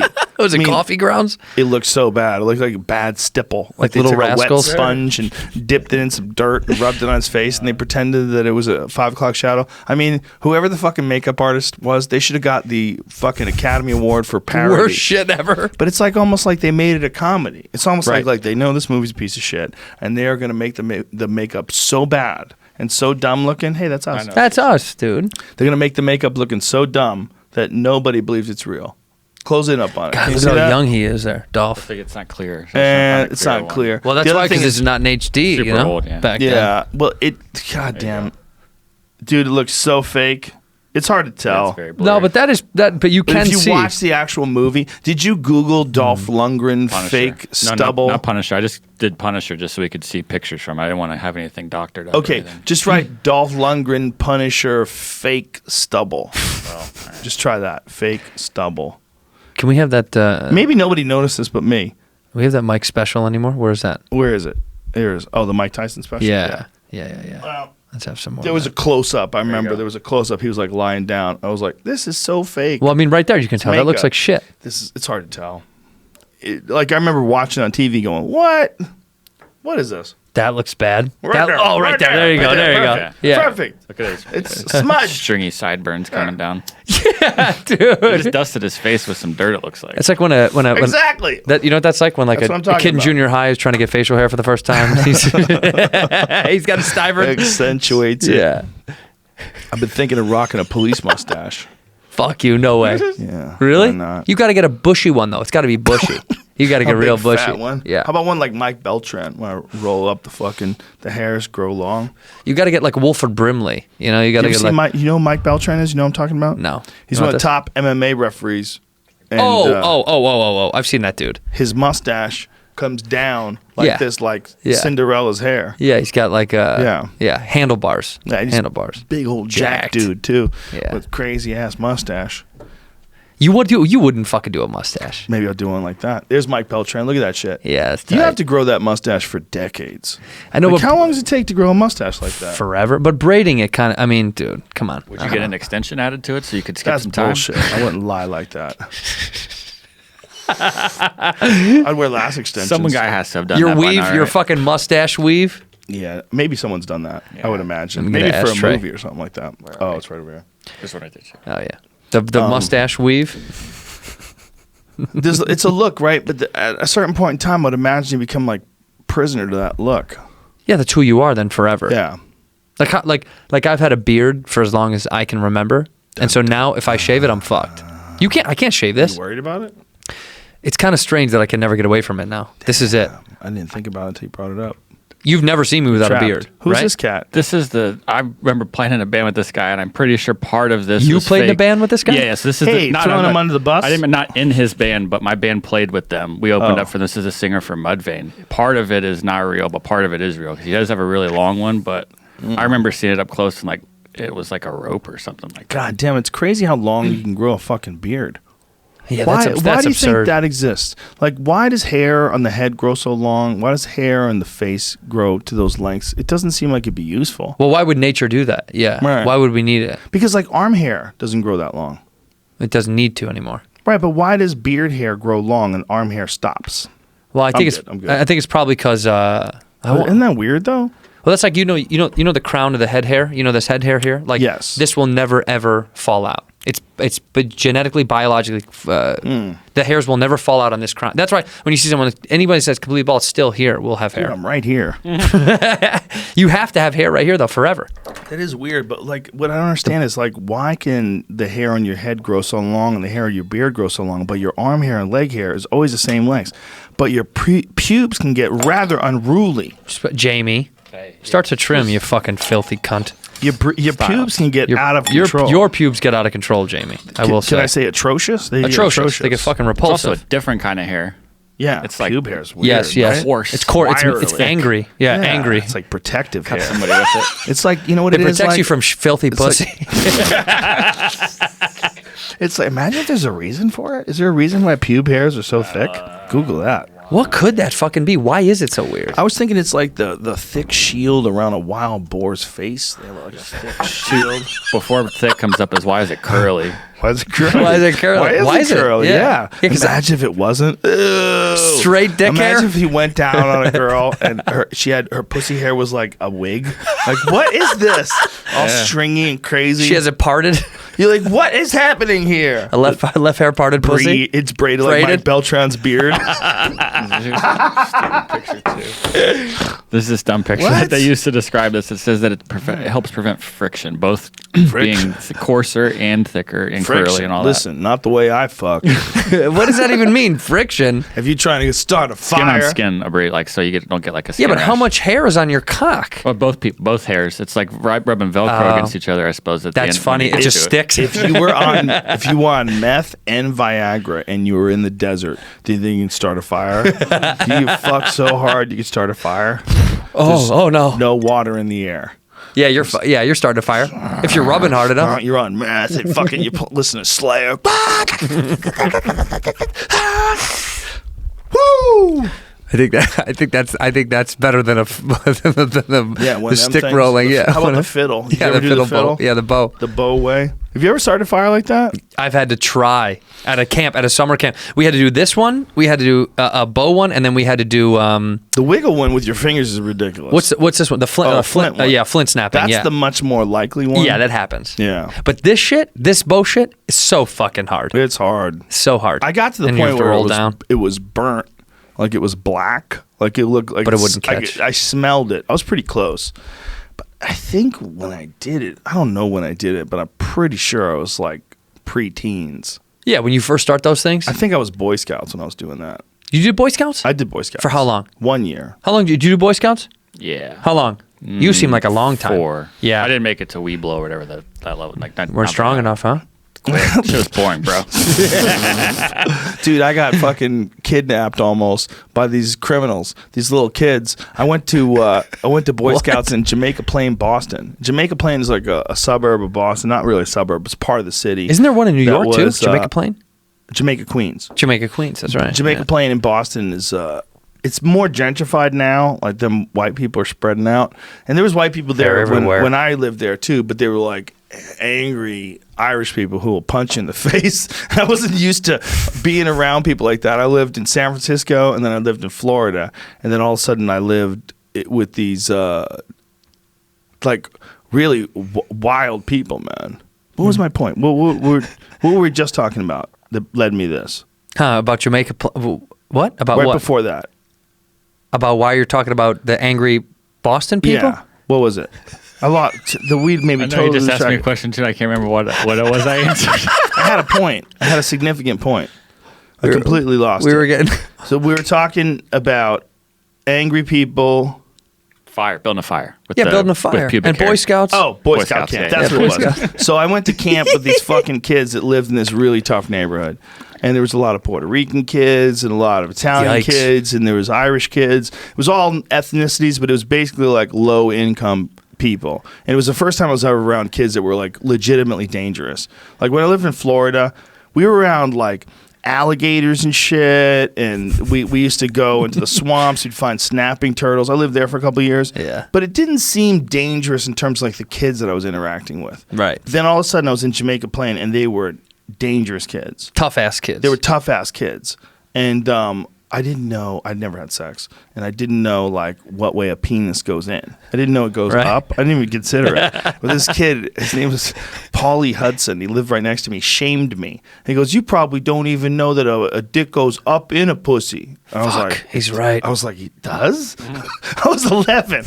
I was like, really? I was trying to like figure out how that would work. I was like, well, I guess I wasn't 11. I was 13. 13 was when I lived in Boston. But I was like, what? Okay. It goes up? Wow. You could have said that nicer.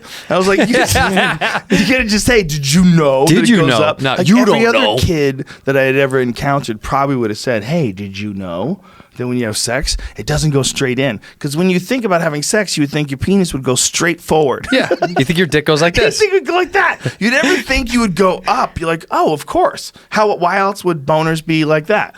Right? It wouldn't make sense that you'd have to hold them down to get them into the proper position. Okay, no. Anyway, I went to fucking Boy Scout camp with these criminals.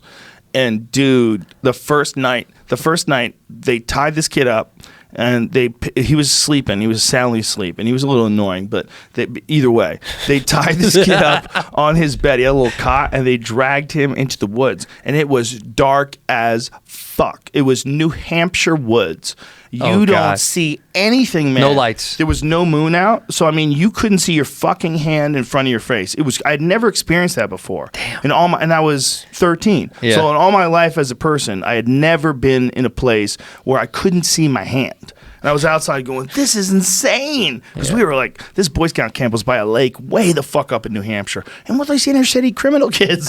So they take this fucking guy and they bring him out into the forest and they leave him there. And then they came for me, man. But I woke up and I was like, fuck you. And they're like, Fuck you guys, I'll fuck you up. And then they took this other guy. Like, they left me alone. I gave up on all the activities. I was awake. When I heard that kid like mumble and shit and I saw them carrying away, I was like, these guys are strapping this guy down to a cot. With Fuck, what? man. What they have? I don't Rope? Duct remember. tape? They did something. I do not remember. But I remember the other kid, they put toothpaste all over his clothes. Apparently when you put toothpaste does not wash out good. Especially in 19, whatever the fuck it was. What was I, 13? So it's 1946. 79, I think. Yeah. Say 80, 79, 80, 81, I was 14. Yeah, so it's that age, 80-ish. And they're like, these little fucking crooks. I was out in the woods with these kids, and we had bows and arrows and 22 rifles. You would hear ricochets, man. We would be over by the lake, because me and this other kid, who was also this kid, we called him Onion. We went by the lake. I think it was him. Is this a Theo Vaughn I story? might be wrong. No, this is a real story. We called him Onion, man. This other kid who decided to skip out on. No one cared. if you were engaging in all their activity. No one cared. Right. Literally, I'm telling you, no one was watching us. I was 13. We just grabbed fishing rods and we went where the lake was. We knew where the lake was. Like, all these kids would get together and they're all doing archery and rifle practice, and you're hanging out there with a bobber in the water and you hear, pew! You hear ricochets. You hear fucking ricochet. They let these kids have guns. They let these fucking kids have 22s. It's a weird noise. Like, when you think of a gun, you think of a boom. Yeah. But a 22 is like crack, crack. It's like crack, crack. It doesn't feel like it would hurt. It sounds like a whip. Yeah. It's not as threatening as the actual action of getting hit by a bullet. Yeah. It will kill you. It doesn't sound like what it is. People kill people with 22s. 22 will fucking kill you. But it just seemed, like you can't be around these kids. They were just all animals. Were you happy that you did Boy Scouts or no? Was it fun for you? I did 1 year. Nobody did anything to me. Nobody molested me. I felt like I got off light. You got molested, Jamie. I got out. No, how dare you? That was 4 years. Catholic school, bro. That's where that happened. That was years later. Yeah. You know what though? I always think about that. I went to Catholic school when I was a kid, and then never again. And I never got molested. I always think like maybe I wasn't cute enough or something like that. Was that? I just found out looking something up online where I'm from in Columbus. Some list just got released of a bunch of priests that have been either accused and found out that whatever was happened, some are still alive, some aren't. I looked through the list and found someone that was a priest at my school. And and I don't know that nobody I know said they've been touched or anything like that, but like blew all of our minds. Like, holy shit, that's gross. That shit is fucking gross. The thing is, how much it's one of the weirdest things. You can just connect a thing that's a horrific act to a church. Like, that's one thing that you just can do. Yeah. Catholic church, Catholic priest, pedophile. You could just say that. I mean, that's peanut butter and jelly, bro. Yeah, dude. Right? How crazy is it that the peanut butter to your jelly is fucking kids? Do you imagine? Yeah, and kids love peanut butter and jelly. If you see a jar of jelly, you think, oh, if I had some peanut butter and some bread, I'd make a peanut butter and jelly sandwich. You see a priest, you're like, oh, that guy fucks kids. He fucks kids. Isn't that weird? You'll never get away from that. Crazy. Just trying to teach the word of the Lord, man. Sure you are, dude. How crazy is that? It'll go away at some point. No, it will not. No, it will not. As long as you let those people keep doing what they're doing, it will not. Yeah, that's just the gross. fucking Pope himself at one point, that guy, that Ratzinger, at one point in his life, he was involved in moving people around. Ugh. Dude, they said he was wanted for crimes against humanity. That's so fucked. There's a documentary that shows that he let these people go, let this one guy go rather, and moved him to another parish where he molested 100 deaf kids. Oh, dude, Jesus Christ, dude, that's so shit. It's pure evil. It's pure evil, and what's most fucked up about it, it's evil that's coming to people that are looking for God. Yeah, gross. Right? Like the people, that's why people get mad when you talk shit about the Catholic Church, because there's a lot of great people that are parishioners. Not everyone is a shithead. But no, the people that are actually going to the church are the good people. Right. And there's people that are good priests. They do exist. Yeah, not everyone's bad. But the number that are bad is 100 deaf kids, huh? The number's insane. There's some. Did you ever see the documentary Hear No Evil? No. Or did I? Speak No Evil? Is it Speak No Evil? Which one's it? It's on my iTunes. I can pull it up. Pull that shit up, baby. I'll pull that shit Pull that shit up. But it's a horrific documentary. Speak No Evil. It's a horrific. Deliver Us from Evil. Deliver Us from Evil. God damn, we got 3 different titles. Which one do you like better? Deliver Us from Evil. I think they nailed it. I think they got it right. It's a terrible documentary in terms of the way it makes you feel. It's a very good documentary, but it makes you feel terrible. That reminds me of, did you watch The Devil We Know? Which one's that? Did we talk about that? Which one's that? Did we talk about that before? The Devil We Know is about 3M and Teflon. Oh, do you not know about that shit? No. Oh, bro. Watch. Teflon is in 99.99% of the world's blood. They had to go all the way back to the Korean War to find out Teflon not in someone's blood. What? Fact. Teflon. Like Teflon. Cookingware? The Devil We Know, bro. Watch this fucking documentary. Cover up. Did you ever Google The Devil We Know debunked? No. Me neither. This? But no, that's what I always do. Oh, debunked? No. Yeah. Well, watch this shit. It'll give Well, I you believe you. some insights heavy to what's really going on.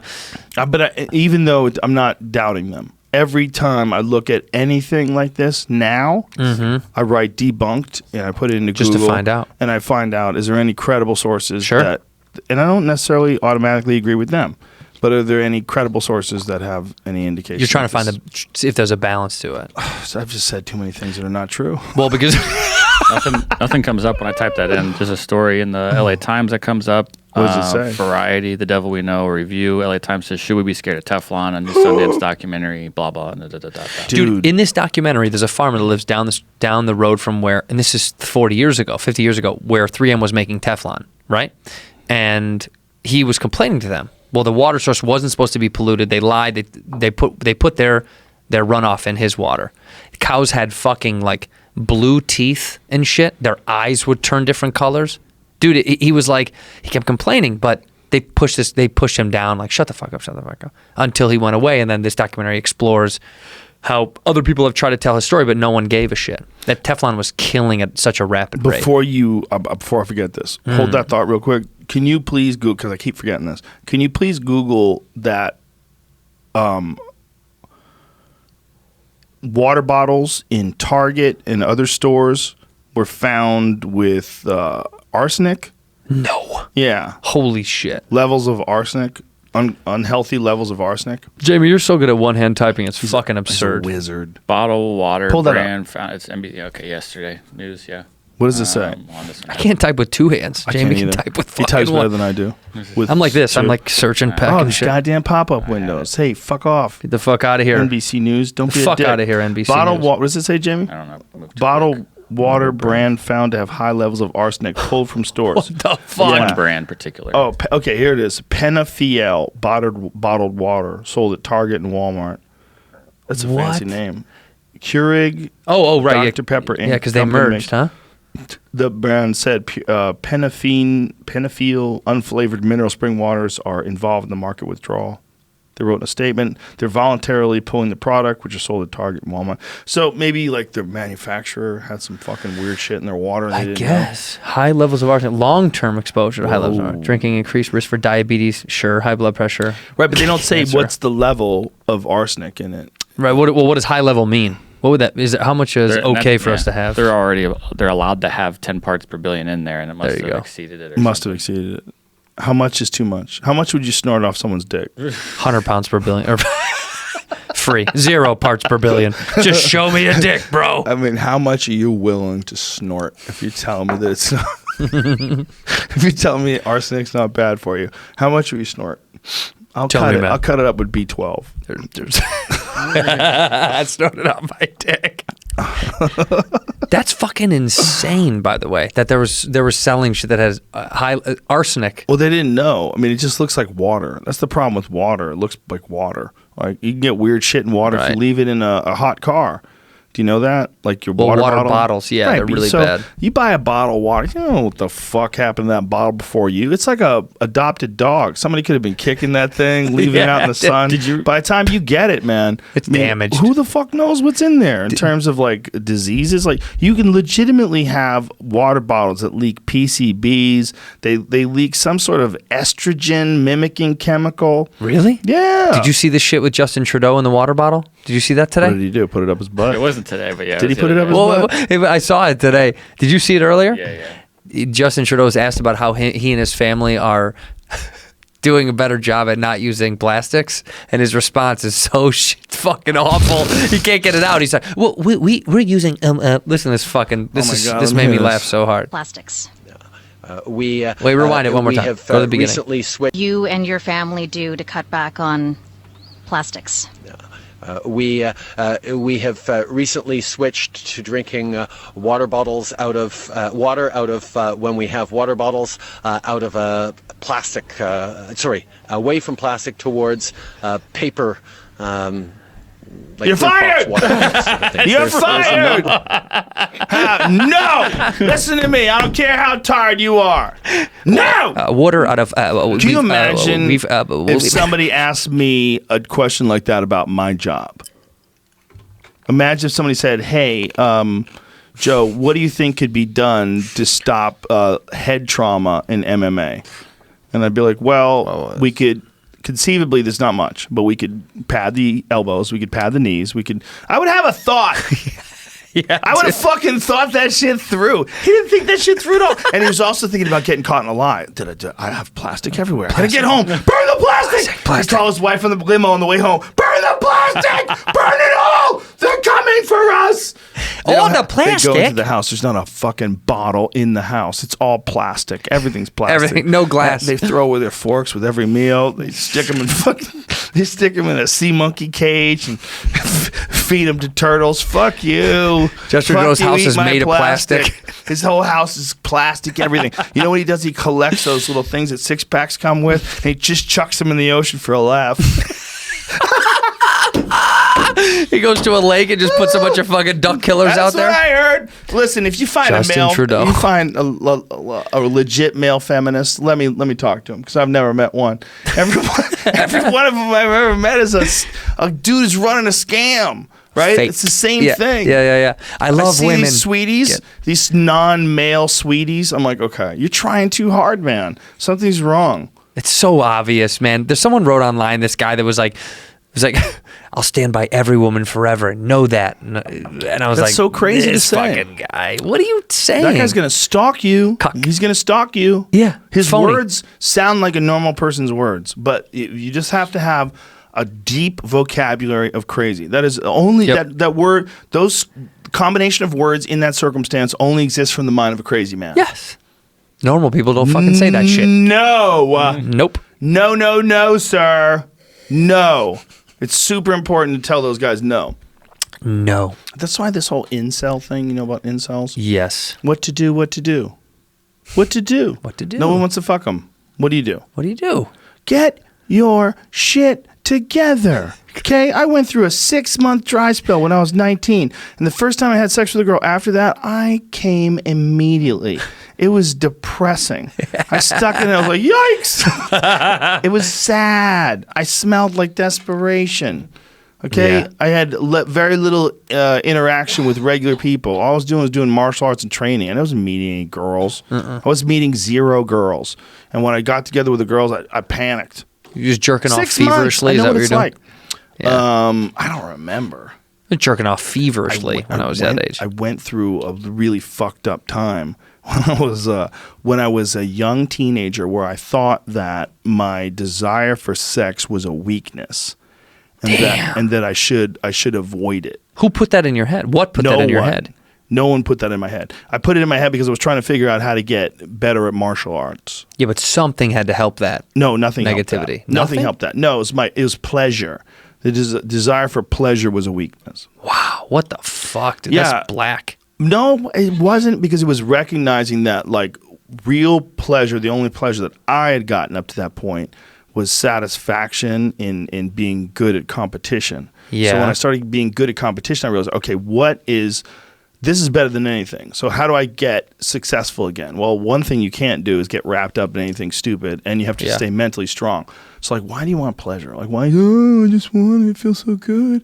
I felt weak. I felt like that was a weak thing to want. That's a lot of good foresight, because most kids at that age that are testosterone levels through the fucking roof are like, I want to get good at this thing, but also, oh my God, I want to fuck everything that walks. It was also it had to be flavored by the puritanical shit that I grew up with. I was just going to say, there as a has to be some Catholic. dark to that. But I don't think so, man, because before that I was really into it.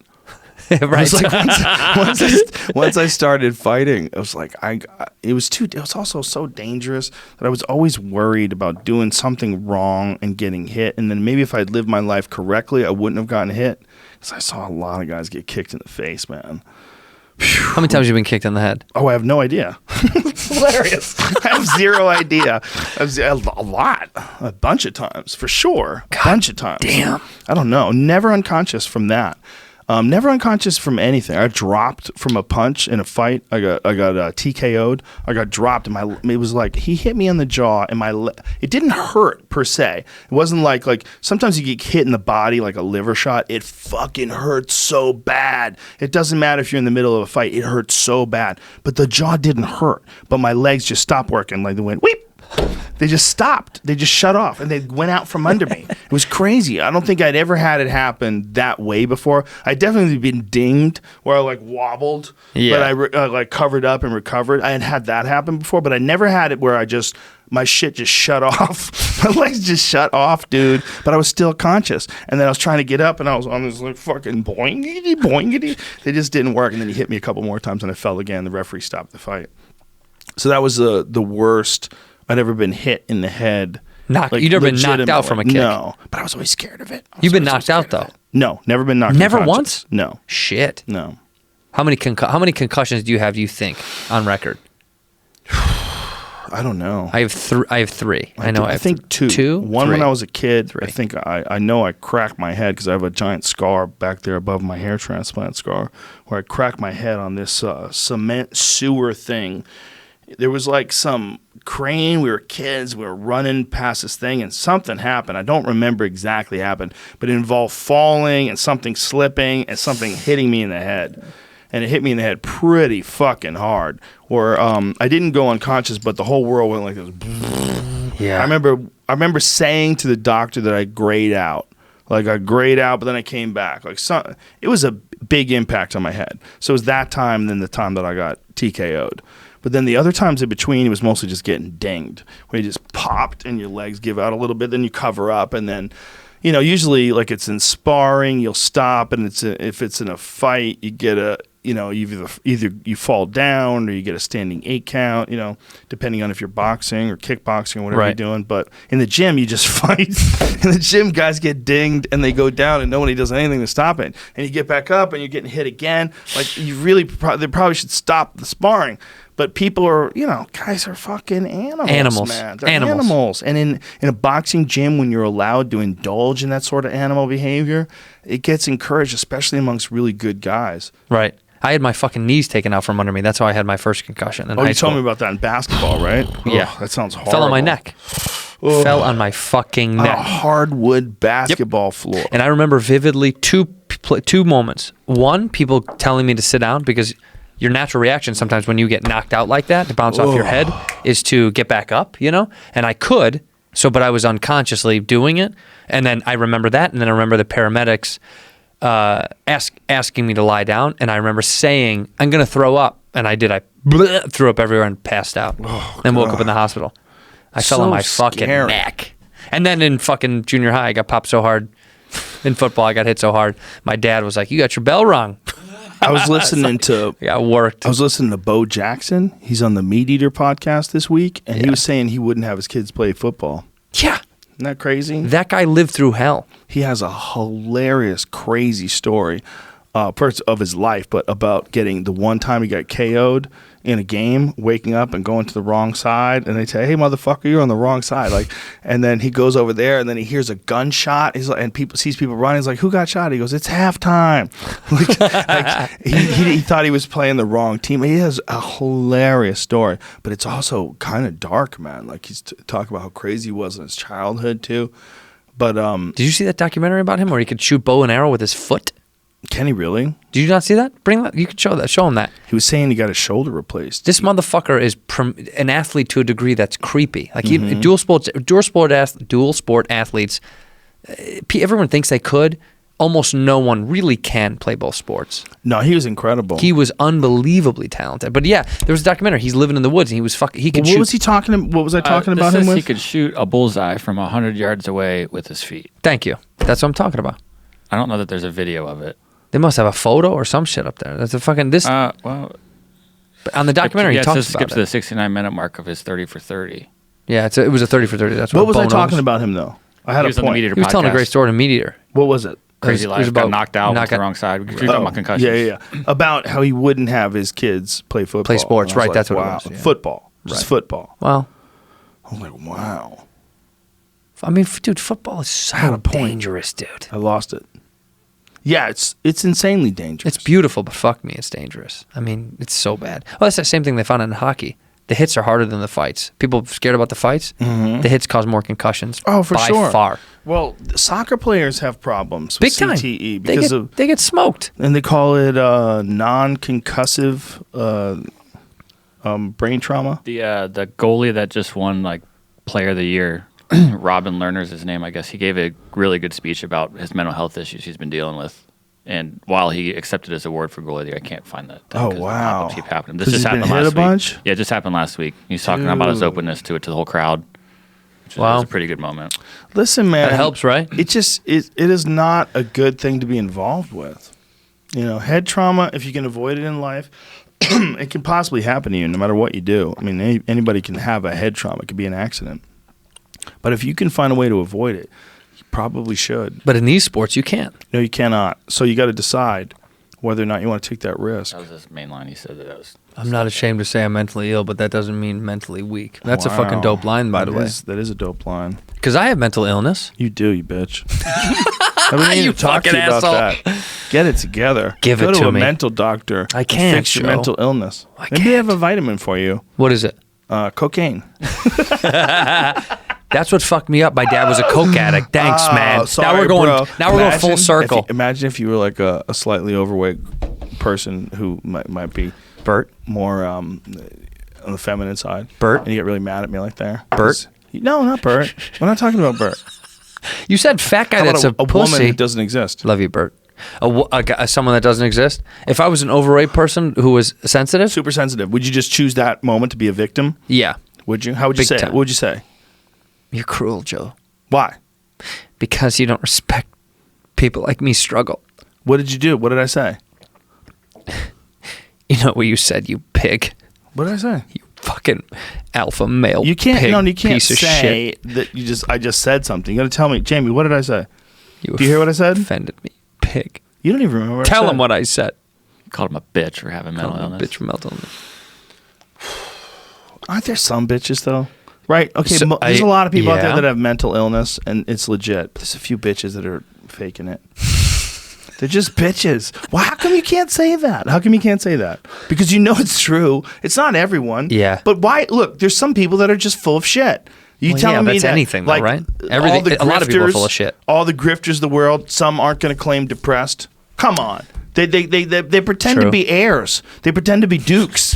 And they're not going to pretend to be depressed. It's ridiculous. When a guy is called a bitch, it means he's too Yeah, weak. When Whitney a woman Cummings. is called a bitch, it means she's too aggressive. Do any of us have any idea what this word even means? That was so good. That tweet was so good. I wish I wrote it because that point is so good. Yeah, that's true. I'm glad she put it on Twitter so no one could steal it. It's almost like that idea. Like that idea is like very poignant. Like that. Yeah. What is that fucking word? You know, like pussy can be great, but it can also be weak. But a pussy can give birth. I mean, goddamn bowling ball comes out of that thing. Pussies are always strong. 10-pound babies come out of a pussy. Imagine a 10-pound baby coming out of your dick, and then respect that thing. You know what I'm saying? I mean, what the Dicks fuck, would have more man? props if they How could could a give pussy birth. be weak?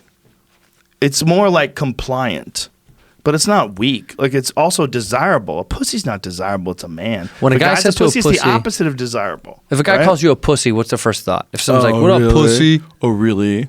Yeah. Oh, really? Really? Yeah. Yeah, right. So when a guy calls another guy a pussy, it's a cheap insult, meaning what? What's Well, the depth of it? sometimes you're ready to fight and you just want to provoke this guy. Yeah, so pussy's 'cause the you're a word. counterpuncher. So what? You're calling a guy a great sexual object? You fucking nice You thing I want to fucking fuck. Pussy. Just letting them know we're about to get down. You nice thing I want to fuck all the time. Get over here. If you watch guys fight, half of it is talking shit to each other before you get down. Yeah, you just instigate Yeah. the fight. Well, it's not just instigating. You're getting someone scared. You're making someone nervous. well, you're trying to measure up your confidence level versus theirs. Yeah, Who's got the most? If you can get someone nervous, though, if you can legitimately get someone nervous, you can decrease their performance by a significant margin. For sure, it gets in You their can head. scare them. Yeah, you can scare someone. Like if you're really ready to go, but you have to be really ready to go. Yeah, but 'Cause everybody- if you're trying to scare someone, they take a swing at you. Tyson talked about it. So many competitors talked openly. When they would see him, they get nervous. Of course. So How they could would you get not? scared, and they'd fight worse because they get scared. 100%. Everybody. I mean, you see that guy, you're like, he didn't have to talk fuck. much. He let his performances talk. You know, when the most scary thing he ever said, the scariest thing he ever said was when he was talking, how dare they threaten me? How dare these mere mortals Mere come to me mortals. with their primitive skills? Is it crazy that he has such a feminine voice? He's the Such a best. masculine dude. My favorite boxer of all time to watch. And he fucks everybody up. Because the moments when he would fight would not just be. I don't want to say he's like the best boxer of all time, Who is? It's either Floyd Mayweather or Roy Jones Jr. in his prime. It's how you're talking, or Sugar Ray Leonard, or Sugar Ray Robinson, or Roberto Duran. That's what I mean. There's Who a lot is? of arguments. Or Muhammad Ali. Who is? A lot of boxing guys say Sugar Ray Robinson because he had so many fights and he was so successful and he fought all the time and he fought the hardest of men in a hard time. Right. They were different people. But I say, if you had to make Sugar Ray Robinson fight Floyd Mayweather would box him up. In their prime. He would box him up. I think. I think Floyd would box him up. But this is the argument of every sport ever, right? Every just sport don't- ever. Who's the best at I it? don't- There is none. I don't think It's impossible. I don't think he would be technically at the level. He was ferocious. He was a vicious knockout puncher. He threw a double left hook like it was nobody's business. But Floyd Mayweather had a way of making guys look like they didn't belong there with him. Well, yeah. The way he did it to Canelo, the way he did it to Pacquiao, the way he did it to McGregor. McGregor was, well, He's a skillful master. I went to that fight in Did you Vegas. really? Yeah, I went to that fight for show because of Showtime, and I got to tell you, Floyd Mayweather looked like he was fighting a guy who's never fought. Even though he's fought a ton, it's just the balance was way different. He's a master. Yeah, he's he's a magician, a true too. master. He makes it look simple. That's what's Yeah. disgusting. Anybody that good, it looks. When people used to watch like Jordan, you'd be like, that looks fake. He's a true master. It was just so brilliant and smooth and easy and simple and Yeah. it's a beautiful magic trick to make you think it's easy. It's fucking impossible what he does. Sugar Ray Robinson was a motherfucker. Don't get me wrong. I just don't think he ever faced anybody like Floyd because no one like Floyd existed back then. Because no one like Floyd could exist unless a guy like Sugar Ray Robinson existed first. Right. So Sugar Ray Robinson had to exist. Roberto Duran had to exist. Sugar Ray Leonard had to exist. Milton McCrory had to exist. Donald Curry had to exist. All these killers had to exist. And that way, a guy like Floyd Mayweather, who was at the tip, he figured it all out. He saw it through. See, Robinson was a bad motherfucker, dude. He KO'd a lot of guys. But they stood in front of each other back then. Like, look how these guys are fighting. They're standing in front of him, and he's murking them, man.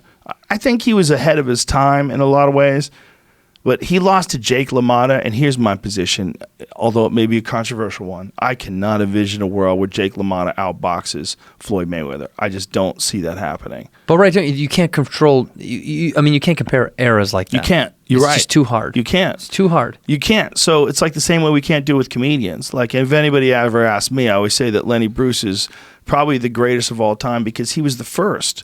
He was the guy who opened the door. He was the guy who did the weird shit that we do, where we say ridiculous, like we've done on this podcast. Right. We say ridiculous shit, and you make it funny. And sometimes, at least, it has a point to it, and it makes you reconsider.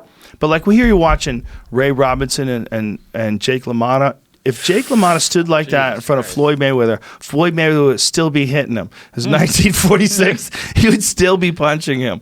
I think Ray Robinson was the best of his era for sure. And he was an amazing, amazing boxer. But fuck. But I mean, a lot of boxing guys are like, you don't know shit about boxing. You're right. I don't. In comparison to what I know about MMA, I know he was amazing. I know he's like the Gene Fulmer knockout, the Jake LaMotta rematch when he had him tied up against the ropes and he was just beating his fucking brains out. When he lost to Billy Conn, he was beating Billy Conn, but he got from heat exhaustion. I think and Billy Conn was a light heavyweight. He was a bad motherfucker, dude. He was a bad motherfucker. Yeah. I just don't think you can compare Hoist Gracie to Robert Whittaker. I think they're different animals. You know what I'm saying? Like Robert Whittaker is the current middleweight champion to Hoist Gracie, who won the UFC in UFC 1.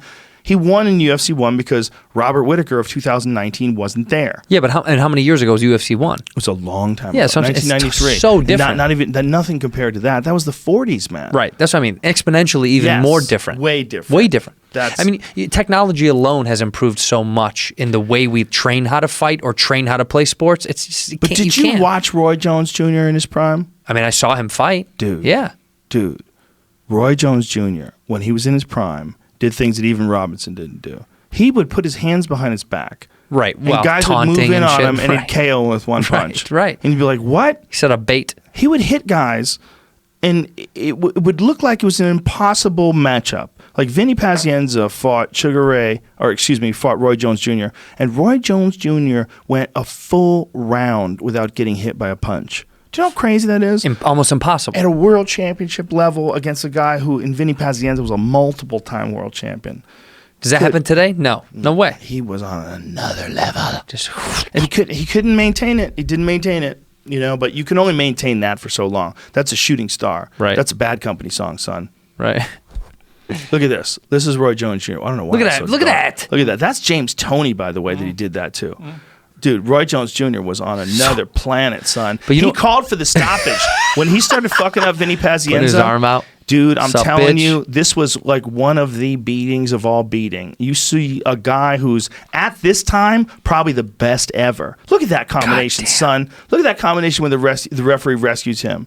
When Roy Jones Jr. was at his prime, everybody was like, yeah, but the guys he fought, they weren't that good. Bullshit. He was better than anybody. He was so good. He was on such another level that he made world-class fighters look like they weren't that good. Bro, he outboxed Bernard Hopkins back then. You know, I mean, he was on a fucking And Bernard Hopkins was hard as level. fuck. By the way, Bernard Hopkins, who didn't have the same sort of dynamic, explosive style, Bernard Hopkins was a much more solid, fundamental guy. You know, it was a different kind of style. And Bernard Hopkins wound up beating Roy as Roy was on the way downhill. Look at him. He tells Just this guy, taunting come the get him. shit out of this Standing right in motherfucker. front of him. Bang. He would play basketball games, like full games, and then Whoop. fight later that day. Whoop. Bink. Dude, I'm telling you.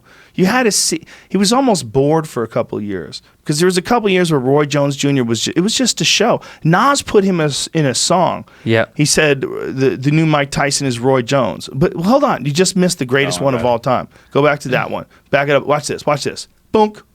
KO. Hands behind his back. Dude. Yeah, he's not even there. Hand behind his back. This Barely is John fighting. Ruiz. Now, this is the fight that fucked him up. This is why. He went all the way up to heavyweight to fight John Ruiz. And he got to like 200 pounds. And if you look at him, he's pretty stout. Then, in He's his next thick, fight, yeah. look at that. Come on, son. But his next fight, he had to fight Antonio Tarver. And Tarver's a legit world-class light heavyweight. And Roy just didn't look the same. It didn't look the same dropping all that weight coming back from heavyweight to fight Tarver, and Tarver knocked him out. What's the weight difference that he went down to? 25 pounds. That's a lot of fucking weight. It's a lot of fucking weight. A lot of fucking It's weight. a lot of fucking Especially when weight. you're that high up. Not only that, let's be just real here. Let's be real here. There's not a lot of ways where a man in his 30s gains 25 pounds. Well, come on. Other than Mexican supplements. Yeah. In my ass and then in my arm. Yeah, dude. Tarver, you know what Tarver said? You got any excuses tonight, Roy? That's what he said to him before he knocked him out. When they were facing each other. But if you look at Roy in this fight, he just does not look as good. He just did not look as good. He was more smooth. He didn't look as muscular. And Tarver was a real problem, man. Tarver's a dangerous guy. See, Roy, when you're losing that much weight to get down from 200 pounds, you're fucking depleted, man. I don't care what anybody says. Yeah. For him to take that fight, if he was going to do it smart, he should have been fucking marathon running for like a year or something to try to lose that weight. But to try to lose 25 pounds of muscle in just a few months' time, bonk, that's it right there. That was the left hand that knocked him out. And Tarver was a world-class motherfucker back then. Tarver might have knocked him out even if they did fight without any problem. But Roy for sure had a problem. He had a real hard time making that weight. And Tarver's legit as they come, man. Where's he now, Roy Jones? Tarver's still fighting. And Roy Jones Jr. just retired. Tarver's a heavyweight now. What? Yeah. He took some time off because he got caught with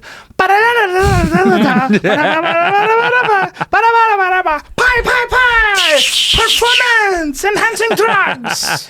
He got caught with some shit. Something happened. And Roy Jones just retired, huh? Yes, thankfully. But he was willing to come out of retirement for Michael B. Jordan, What? who was saying that he could box with him because of the movie Creed. Oh, get the fuck outta here. And Roy was like legitimately trying to set it up. Why? For publicity shit? But he was like, I'm going to fuck this dude up, make a lot of Yeah, money. beat the shit out of him. What the fuck? Michael B. Jordan. But he was legitimately trying to set it up. We made a video where I was telling Michael B. Jordan, please, I don't care who's talking to you. Listen to me. Do not do this. Yeah, dude. What Do the not do this. fuck? Do not do this. End your career? You have no idea how bad that guy's going to light you on fire. He's gonna light you on fire, In his worst days. and he's gonna. Did you see when it was a joke, but Justin Bieber said he wanted to fight Why Tom did he Cruise the say other that? day? Yeah, Dana White said, I "Fuck don't it, know. set it up." I don't know why he was joking, but like the internet ran with it. You know, Yeah, and you know what? I would love to see that. That's why he did it, because he knows people would pay money. That's hilarious. I'd watch the fuck out of that. You wouldn't watch that fight?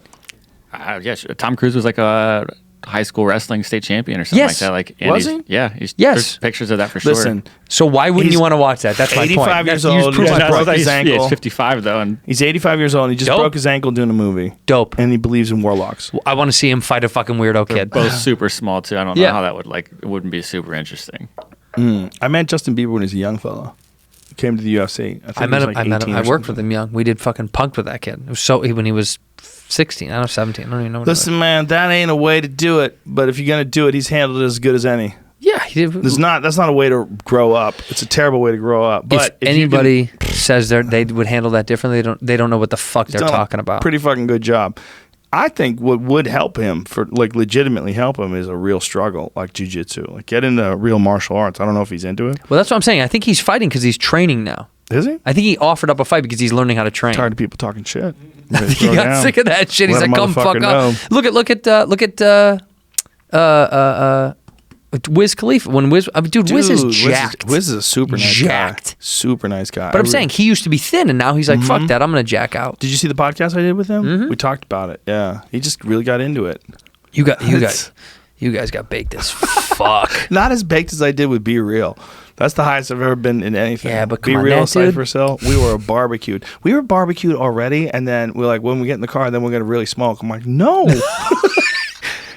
Dude, he does I a was show. already so He does high. a show about putting like weed and food on Vice. Yeah. And those motherfuckers eat endless amount of fucking weed on camera. That's all they do all day. They smoke joints waiting to eat the weed food. I was like, this dude is legit. Be Real's a Jedi. He's a Jedi. He didn't even flinch. I tapped out like 2 minutes into the car ride. We're not in a car ride. We're just sitting in a parked car. But 2 minutes into sitting in the parked car smoking weed, I'm like, I can't do this if I'm gonna talk. Yeah. If you want me to speak English, I'm gonna have to I fucking just chill. put my joint down. I'm like, I'm gonna take a break here. I was so high. But those are guys that could smoke blunts to themselves. Mm-hmm. That's crazy. they'll That watch to me movies. is like. They'll watch movies with 3 lit blunts. Yo, Star Wars 1. This shit look fake as fuck. You know, what's his name?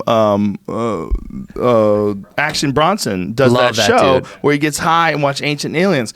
I was trying to do it last season, but every time they were doing it, I was busy doing something else, and I couldn't do it. Dude, he's the Dude, best. They get high and watch Ancient Aliens. That dude is the best. And they sit around on a green that's screen. a show. Yeah, dude. But that's a show. But that's good TV. That's better than half of the other bullshit Oh that's my out there. That's God. actually that's fun and new. Well, it's fun for sure. Look, I mean, think about if you can have some dude showing up at garage sales trying to get the best deal. You can't have Action Bronson watching Ancient On a green Aliens screen. with his homies getting blasted. Come on, bro.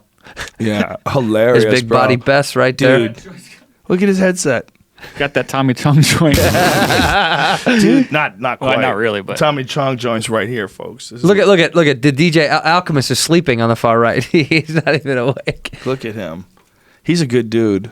Action? Yeah, he's the a really shit. good dude. That dude's the shit. Really Let me good see that. dude. Let me see that thing. This is the Tommy Chong joint. Yeah, Be come gentle, on, bro. bro. Smoking something like Careful. it. He's smoking a fat one, but not like that motherfucker. This is ridiculous. Unless it's the Tommy Chong joint dropped down to that size. You're never gonna That's how smoke it this. gets to. No, I'm gonna keep it forever. He's a legend. Tommy Chong is a legend. I used to listen to his albums when I was a kid, man.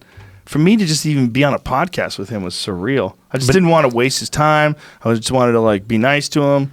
Isn't that weird though I've for been him? on another it's big, podcast It's big with for him. him though. Do Yeah. you? Isn't that wild? Doesn't that make you feel the type of way where I'm you're happy. like, I'm a Makes hero of me this dude, happy. and he's like, dude, I love your shit. I'm happy. I'm happy that Tommy Chong likes me because I love him. And Cheech. When I was a kid, Cheech man, Man, yeah. those guys were heroes. You know, like they were ridiculous. They made everything fun. They were silly. Yeah. Like everything was all they were getting high and it was silly. And I didn't even get high when I loved them. When I was watching their movies and I was a kid, like Up in Smoke. What year was that? Because 78, 77. Let's say okay, and find that out, and then find out what year Big Bamboo came out. Because Big Bamboo was the album that looked like rolling papers, Right, You and they had a open it piece of up. paper in there, didn't they? Yeah, I think so. I think there was a giant piece of paper. They did, right? 78 was right. 78 was right. Congratulations. 78. Pow. And then wait, and then in that album they would later put an actual piece of rolling paper in there. Well, the record sleeve was a usable rolling paper. It was Right. just gigantic. It's way bigger than that. That's incredible. They were promoting illegal drugs. You got to think back then, marijuana was a full-on Schedule 1 drug. Schedule 1. Schedule Actually, that 1. was 72 was Big Bamboo. Oh, wow. A Big Bamboo was before it. Here's Okay, the, so I was 5? Here's the record. I think she 6? pulls out the Yeah, there it is. And there's the fucking rolling paper. I was 5 years old. Look at how- So I was born in 67. This was 72. So that's the rolling paper. Wow, guess they it have a wasn't the real ro- one. Look at the fucking inside cover, the picture of the two of them. That is crazy. Pause it when you get to that picture. Yeah. Damn. The picture of them I Look pulled at that up. picture. That's crazy. Before they were together in that improv group he was in when they were really young, like right before that. Right. That's crazy. Is that where that's from? It's right before that. Oh, Dude. I can find it again. and show These you. guys are still doing shows, still selling out. Here's the thing: Santino and Rogan in 2084. We're gonna be taking our vitamins. Take it over, dog. We're gonna be taking our vitamins, man. Can you believe that though? That's powerful to have that kind Yeah. of that long term of effect of being talented and producing good shit. Those Yeah, motherfuckers and have been having funny and cool fans. for years and years and years. They still have fans. I mean, think about it. If you have fans from 72 to 2019, kapow. Name somebody else that's like that. Who's killing it like that, right? Who would be from that era that's still doing what they do in the comedy Well, world? it would have been Bill Cosby if he didn't have a few What did he do? trip ups. What did he Something do? happened. I don't remember. You did something wrong? Something happened. But I mean, Did you who see that else? someone was tweeting from Bill Cosby's account about Father's It was his Day? wife, apparently, right? Isn't that what it was? Somebody said on the internet, his wife goes, real men Bro. take care of their families. And they, Imagine just Apparently they rape looking, chicks. looking at your computer going, yeah, this is a good one. It's a good idea to put this Yeah, out there. yeah. Definitely a good idea to stay relevant. You know, not a good idea I don't want a bad rep in hang prison. back. I mean, how many rapes do you have to have where people forget? how many rapes does it take to get the center of a jail cell? What do you got? I'm checking. Hold on.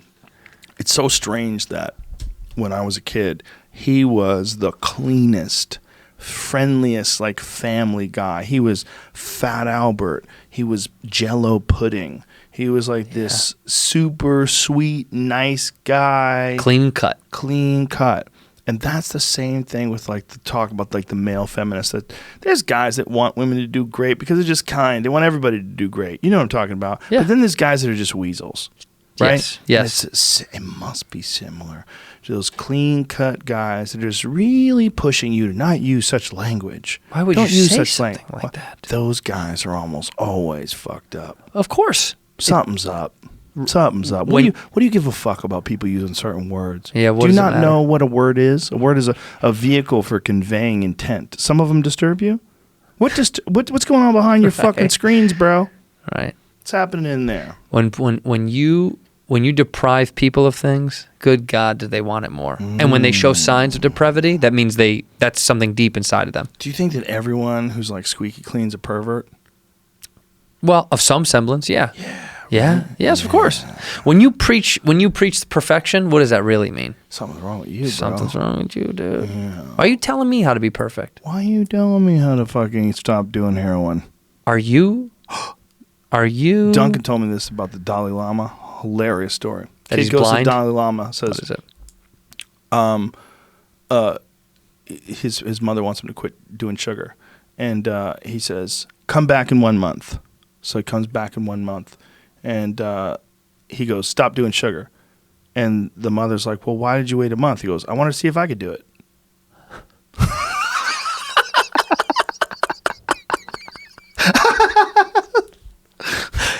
It's hilarious. That Isn't it? is. It's so poignant. Like, oh Yes.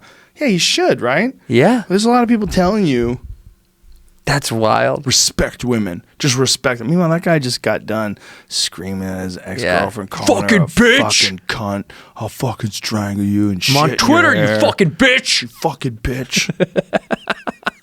And then it's like, women are goddesses. They must be respected. Dude, those who throw stones always live in a glass house. They always do it.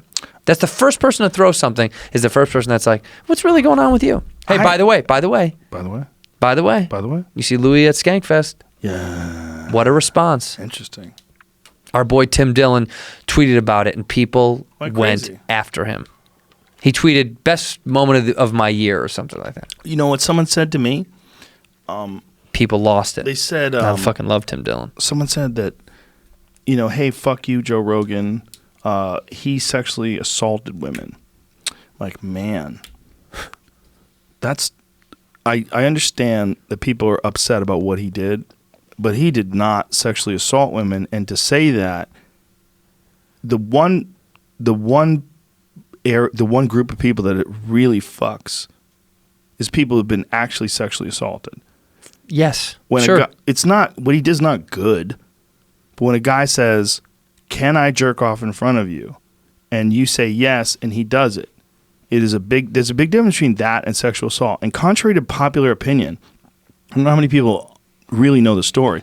And again, I'm not saying that what he did was good. What he did was definitely not good. When people said no, he didn't do it. It's not like he made people do it if they Right. didn't say yes. Right. He asked questions, and a lot of people don't know this. This is not. And I saw an article in one of these papers that was saying that he's changing his story. Like, he's not changing his story. What he said was their stories were true, but in their stories, I don't think he wanted to defend every single aspect of it. But as far as I know, he didn't. No one said no, and then he did it anyway. That's all I've ever heard. And Sarah Silverman talked about how he would ask her, and she would say yes, and he would do it. And sometimes she would say no. Say no, right. Like, Sometimes come on, she I want to didn't. see you jerk off. Stop. Right. But he's a freak. Okay, he's a weirdo. He's a genius comic, and I don't think he's as bad as people want to believe he is. I think he made mistakes like a human, and I don't think it was good. And again, I don't think he's happy about it at all. And I think that's a giant understatement. But when does it end? Like, that's when why. is he allowed to perform? When is he allowed to perform for people who forgive him? When is he allowed to perform? I don't know. Like, the conversation comes to a point where it's not like you're endorsing terrible behavior, but you are saying at a certain point in time, you got to give someone a way out, because if you don't, then they start to recognize what you are. Right. Okay, and you're kind of a tyrant, and you're kind of saying you don't believe in forgiveness, you don't believe in improvement, you don't believe in anybody ever getting past a bad deed that they did. And I think, like, as a human who's you try to be a kind person, try to be a fair person.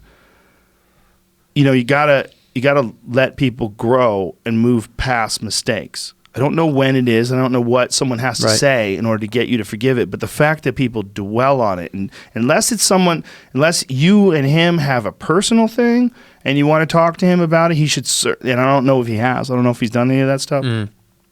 But I think as a culture, we are way too quick, not just to condemn, but to attack, and to continue to attack relentlessly, and to never want someone to get up. And that's not the sign of a compassionate person. And maybe it's partly to blame for people who don't express themselves and don't give you a full version of who they are, and you let people contemplate who you are. And I think anyone in the public eye has been guilty of that to some extent. But this is a significant issue.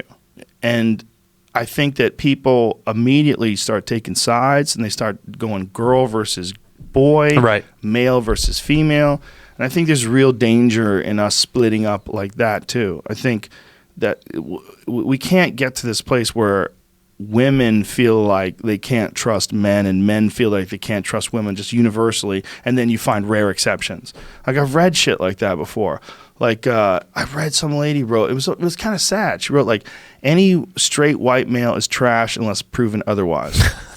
It's like, look, I know it must be hard. Okay, dude. I know it must be hard What out an there. insane thing to cast such a big net. But not just to even think All it. Filipinos have a bad leg. But you're broadcasting it What to are your you talking about? 16,000 followers. You're Right. putting that on your Twitter page. It's silly, though. It's a crazy way of looking You can't at shit. encompass an entire group of humans ever. Ever. It doesn't make sense. It doesn't make sense. So what the fuck are we like? Look, But I get where they're coming from. 'Cause sure. They feel like they're gaining ground. Sure. So a guy like Louis C.K. comes back, and they're connecting him with Harvey Weinstein and Bill Cosby. And it's No. like, I don't think it's the same thing. And I don't think what he did was good. Look, I have all daughters, We have man. I don't want classes anybody of jerking crimes. off in front of them when they really don't want it. Sure. Sure. It's not good. And I'm sorry about that last summer. I didn't mean to do that. It's It was fine. a barbecue. I just thought, I had whatever. a good time, dude. I had a good time. I didn't feel bad at all. No, but fucking come on, man. I just think that, like, we have classes of crimes. You're not going to do it in this No. world. You're going to say Yeah. they're all the same. And then I heard someone. I was seeing someone saying what he did was definitely a crime.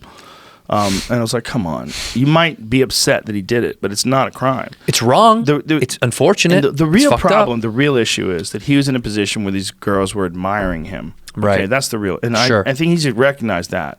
I don't think he's explained it to some people's what they desire.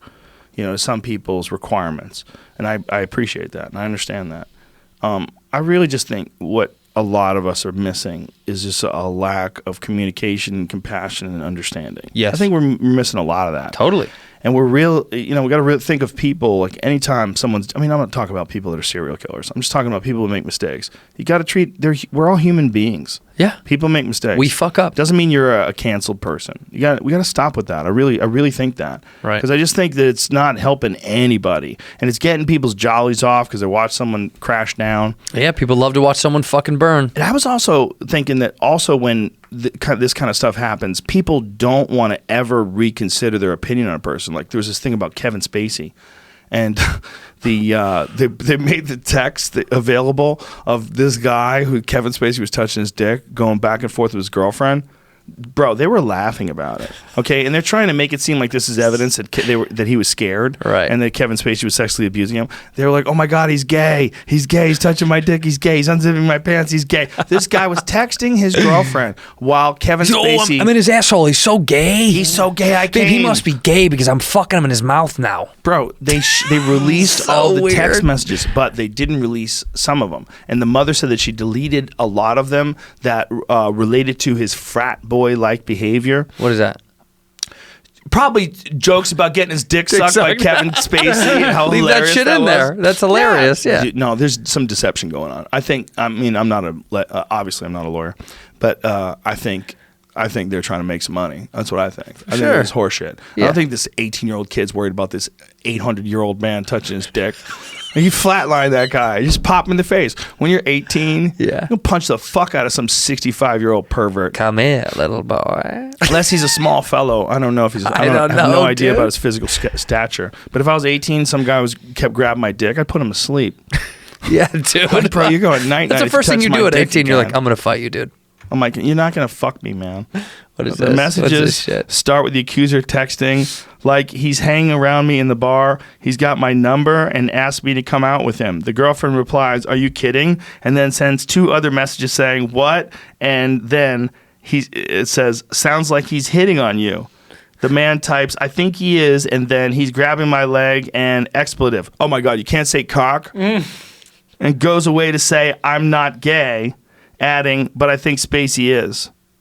The accuser continued texting, saying that he was being touched inappropriately, like 8 times later, adding, "And then he invited me to his house." Hey, pro tip.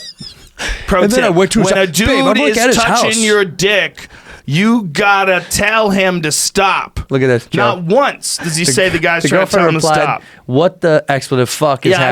I saw this. Have fun. Too much fun. I was going to you know? get to that. Jesus Christ, you reached down my pants. What Help. the fuck is happening? Have fun, but not too much fun, if you know what I mean. Jesus Christ, he reached down my pants. Help. No, this is Kevin ducking Spacey. The bitch can't even spell. She fucked the auto Ducking. text up. He's gay. He's buying me another drink. Oh my God. Babe, he's gay. I think I want to hang. This kid is gay. Yeah, what the fuck are you talking about? Why are you The texting? accuser writes that he got autographs and a hell of a story. Come on, man. Opportunistic. Maybe Opportunistic. he's not gay. Maybe he's just a kid By having the way, a good time not a lot and of people doesn't that get understand how sexually crazy this is. Not a lot of people that get sexually assaulted have time to text. Okay, I'm just saying he's Well, having fun he was playing around. enjoying the fact that it was Kevin Spacey doing to him for sure. But it doesn't sound to me in any way like he was threatened. It sounded like he let the guy touch him, and maybe he should be accused of blue balling Mr. Spacey. Did Spacey get a nut? Does it say that at the end? Do you think that he was flirting with him a little bit? Come Lead him on. on, keep Kevin Spacey around? He thinks it's funny. It's fucked up. The whole story's fucked up. If Kevin Spacey really did do it, then it's fucked up that we're joking about it. Yeah. And if Kevin Spacey didn't do it, then it's fucked up that this guy is trying to set him up because he just wants to make money and he's ruining Kevin Spacey's life. Yeah. But Kevin Spacey's life is already in trouble. Yeah, it's spiral. There's a lot of shit. There's a going on. lot of shit. dick grabbing. This was an isolated incident. That was one of many, but different. But it's a many. different thing. If you look at that story, after you read those texts, you go, oh, this is a different thing. Yeah. This isn't like he's like trying to force some guy into a bathroom and bludgeon him and fuck him while he's unconscious. They're partied out having a good time. He said they're buying us another drink. The guy is hanging around. Yes. It's like he's not being forced against his will. No. There's no one that's holding him there. Yeah, if you got your dick grabbed once and you didn't want it, you don't let it happen 7 more times. You also don't text someone.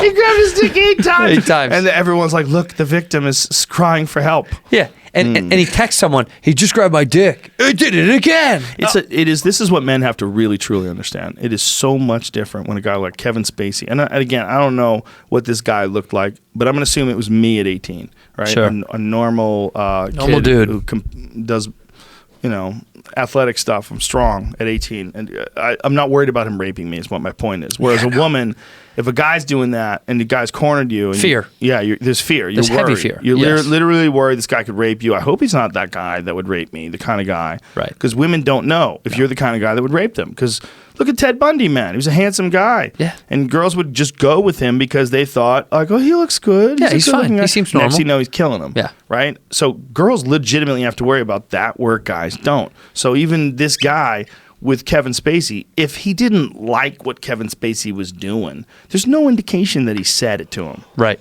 So not Kevin in those Spacey's texts. probably thinking, we're going to party. I'm touching this guy's dick. He ain't saying shit. He's just texting his friends. God, tell your friends when I fuck your mouth. Tell your friends. I want to fuck your friends too. Bring those motherfuckers Bring over those here. guys too. Bring the whole team. I'll fuck all of them. He's probably thinking he's going to have a good time because this guy's not saying anything. Right. Meanwhile, this guy's texting his. Never does he say, "Hey, I told him to stop touching my dick, and he won't leave me alone." No. Doesn't say that. He said he invited me to his house. We're ready to party. I had to push him away from me. I was going to fuck him up, but I guess he's drunk. I'm coming to you, baby, because Nope. I love you. No, there's none of that. It's like, LOL, he's jerking me off in his mouth. She says, "Be careful, have fun," which is LOL. like you're out for the night, I guess. Yeah. She even told him that being gay is okay. She said, "Are you trying to tell me something? Being gay is okay." And that's when he responded, "I'm not gay." LOL. Left that out of the first part. Bro, that kid's not scared. No. Okay, this idea that he should get money because he was getting sexually assaulted. No, you're getting hit on, and you're all at an establishment that serves drugs. The drug that reduces inhibition better than any drug. Alcohol. And you're accepting this drug from this guy who's already touched your dick 7 times. Acknowledging it, by the way. Not this isn't like I didn't know it was happening. It was Written. like dictating. LOL. Yeah, Joking yeah. about it. His dick is in my ass. How dare this Whoa! What was happening? Do you think that Kevin Spacey should be able to sue him back? Countersuit for that? For defamation of character? Just for being a bitch. Yeah. Just sue for being a bitch. Yeah. Like if there was Lord, a court of men, Your Honor, I'm suing court for of being men, a bitch. Like where you could Judge Santino, please welcome this case. Mr. Spacey touched this boy's dick over and over again and continued to buy him drinks. And the man never said no, but he texted his girlfriend over and over again. And then later on, sued Mr. Spacey for sexual assault. Your thoughts? Young man, you're guilty of being a bitch. You must serve time as a biatch. Okay, then the question is there a real issue with him being 18 where, like, hey, He's legal. Maybe he's legal, but maybe he's, like, bewildered. Like, he doesn't know what to do. Maybe he's never been around a famous guy like Kevin Spacey before. Okay. And doesn't know how to tell a guy to get off of him and doesn't have experience being around gay guys. Or maybe he's never had a guy try to fuck him. Yeah, but, so he doesn't know he's what playing to do. into the game. The texts all say that he's playing. Oh, he's touching me, and maybe we're gonna hang out with him. He's doing this game. He's playing a game. Immaterial. You're harassing the witness. Did the kid work at the bar? What was he doing at the bar? Sucking dicks. It was a gay bar. He's 18. He was at a bar. I think he worked there. Okay. He lied to him and there's told him he was 18 and under. 23. That was another part of the problem. The kid lied and told Said Kevin he's Spacey he 23. was older than he was. Bum, bum, bum. The plot thickens. Also, there's bars you can go into under 21. Oh, I know you can be in there. I was just saying, like, what was he doing? Just hanging out, having fun, or was he working? Like, Well, was no, he did say he's gonna buy us drinks. That's what I meant. Was he like Right. a busboy, and like he just kept walking by him, and he kept grabbing his dick every time Didn't he it walked say by? he worked there? I'm looking at. I don't see anything. Well, that we don't said need to it, keep yeah. talking about this. This poor fella that didn't want to run into Kevin Spacey, but it was a financial opportunity, and he had to capitalize. Yeah. What do you think's going to happen? Think he's going to go to jail? No, fuck no. No, Think these that guys. guy's going to get any money? Yeah. The kid? Hush money is he'll get Why some didn't he hush already money. get it? Oh, yeah, How much does he want? He'll get it Mom all. said he got him drunk and then sexually assaulted him at that bar. Is what happened. He worked there. Is that what you He said? worked there as a busboy. Okay. People with wealth always get off. Yeah. Like what's her name? The USC people, Lori Loughlin, and You know what's fucked up, man? they get off. The last season of House of Cards, nobody gave a fuck about it. There was By the a way, big billboard. The billboards, and everybody was like, "Oh, okay." It was for your consideration. What is her name again? Robin Wright. Yeah, Robin Wright. She's amazing. She's amazing. One in of the the show. best actresses we've ever had alive. She needed him to play off. He was ultimate evil that was turning her more evil. Well, they're when she killed her balanced. boyfriend. Spoiler alert. Yeah. Bro. Yeah. Bro. And in the movie, by the way, in the show, he's doing a lot of gay shit, like hint, hint. Okay. The whole show he does gay. He A lot gets of his gay cock shit. sucked in a library or some shit. Kisses Remember that? guys, a lot of Yeah. crazy shit. It's a crazy fucking Which is show. why I loved it. And it was amazing. And you needed a dirty, crazy fuck like Kevin Spacey to pull that character off. For sure. Look, part of you knew he knew what it was to be a crazy fuck. Right. It's like part of how he pulled that role off. You bought it. Okay, that's not Ron Howard pretending to be banging dudes and getting his dick sucked and all that Like stuff. his best roles, he's playing a crazy guy. Yeah, he's crazy. Yeah, always. But it's also why he's such an amazing artist. But that doesn't give him a license to victimize all those people that No. he went after that were. Of course not. It's not justifying. But what I'm saying is, it's amazing how someone who is fucked up like that can produce, like this kind of art where, like, as an you like, he makes a show. Right, the show, a big part of what it was, because you bought this guy as this crazy, tormented, twisted fuck. Absolutely. I mean, he was so eloquent at it. He had And so, his he was assistant? unbelievable. It looked so natural. It was so real. That's Totally probably because it was real, right? 100%. I mean, you know how many people in America you say for years you're like, Kevin Spacey's gay, and the business has known about it, and they go, "You're fucking out of your I'm head. gonna do a spit take. That's what I did. You don't know he's gay." What? But how many people in America were like, "No, he's America not. would go, he's not. He's not gay.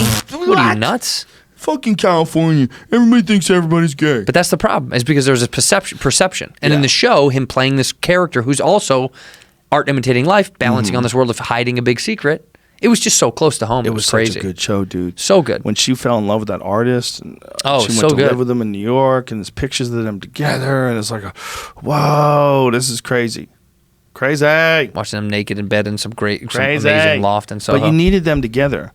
After they kicked him out, you're like, what? The What is this dynamics was show? too strong when they were together. It was Bro. amazing. In the episode 1 that I watched, the only one that I watched, everybody looked super nervous. Everybody looked like super. It just looked off. What do you mean? What do you mean? It just looked off. The show looked off. Yeah. They're like, they knew. Jesus Christ. They just fired Kevin Spacey and everybody's Even watching. even on camera, they're like, "So we'll just continue this game." It was just weird.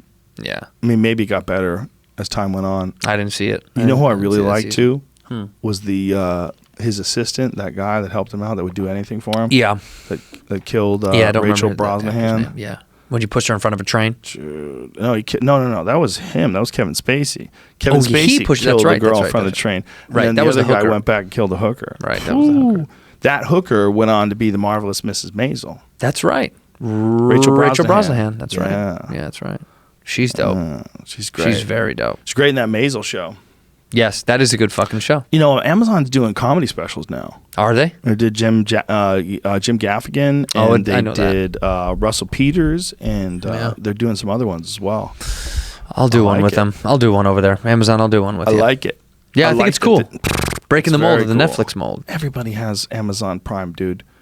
Everybody does. Well, now they own So many Whole people. Foods. When you go to Whole Yeah. Foods, you get a good discount on shit. Ooh, That's nice wild. I discount. was like, but she was like, "Do you have your app?" You just scan your fucking app. Nice. Get yourself a little bit of Little- turkey legs. Take What a do you little- want? Take a little for A yourself. couple of bags of spinach. Why don't you check out at $2 off? What are you, Amazon person? Nice.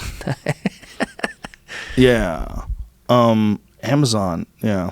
Amazon They're Amazon doing owns the fucking world, man. content.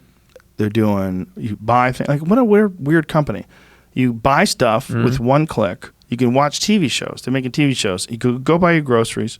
When are they going to open up their town? Huh? Amazon town. Where is it? Where's it go? Buffalo. They Buffalo, need New it. York. They need it bad. People in Buffalo are like, please. Would you go to Amazon Town? Would you live there? No, it'd be a mess. Jamie, would you live in A Amazon lot Town? of brown boxes everywhere you Oh, look. yeah. Brown So they're- boxes. We they recycle. Changed everything. They've changed the way like grocery stores have to work now because they have that 2-hour delivery. Like you have to have delivery at grocery stores. now if Fucking they wanna awesome. Compete. I know, but They do that with Whole Foods too, right? Does Whole Foods deliver? Yes. yes. We I will. think most grocery stores. We will reach a point now when we don't go into grocery stores.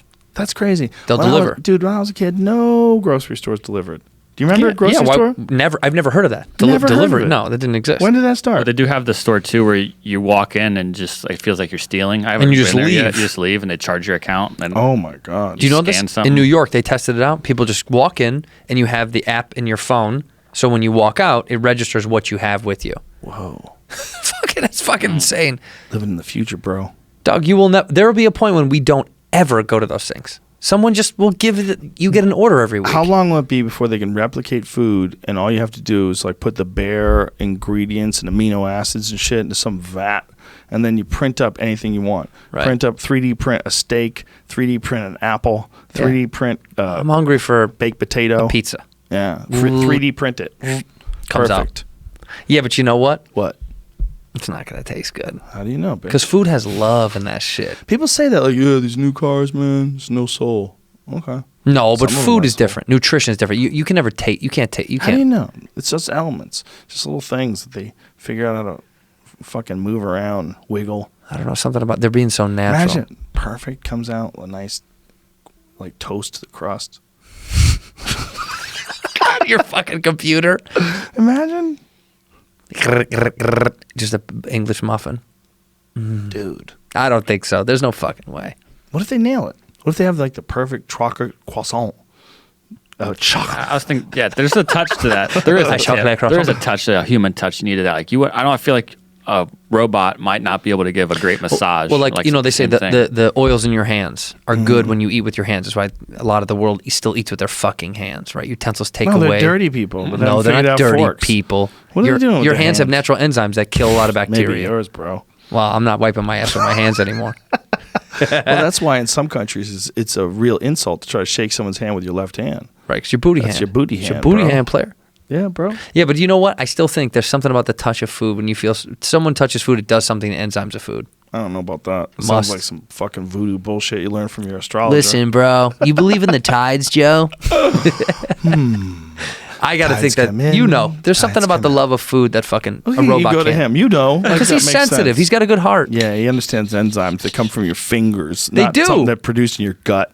Enzymes are they're digestive things. Yeah, but it's in your hands Do to you make get sure you can enzymes in your digest. hands? Yeah, you do, and your Really? fingertips. Yes, What kind of enzymes? it makes it that your food is. Where'd you read this? Look it up. Look it up. Is that real? Look it up. sounds like you're talking about like a cast iron skillet. Like What gives you iron in your food?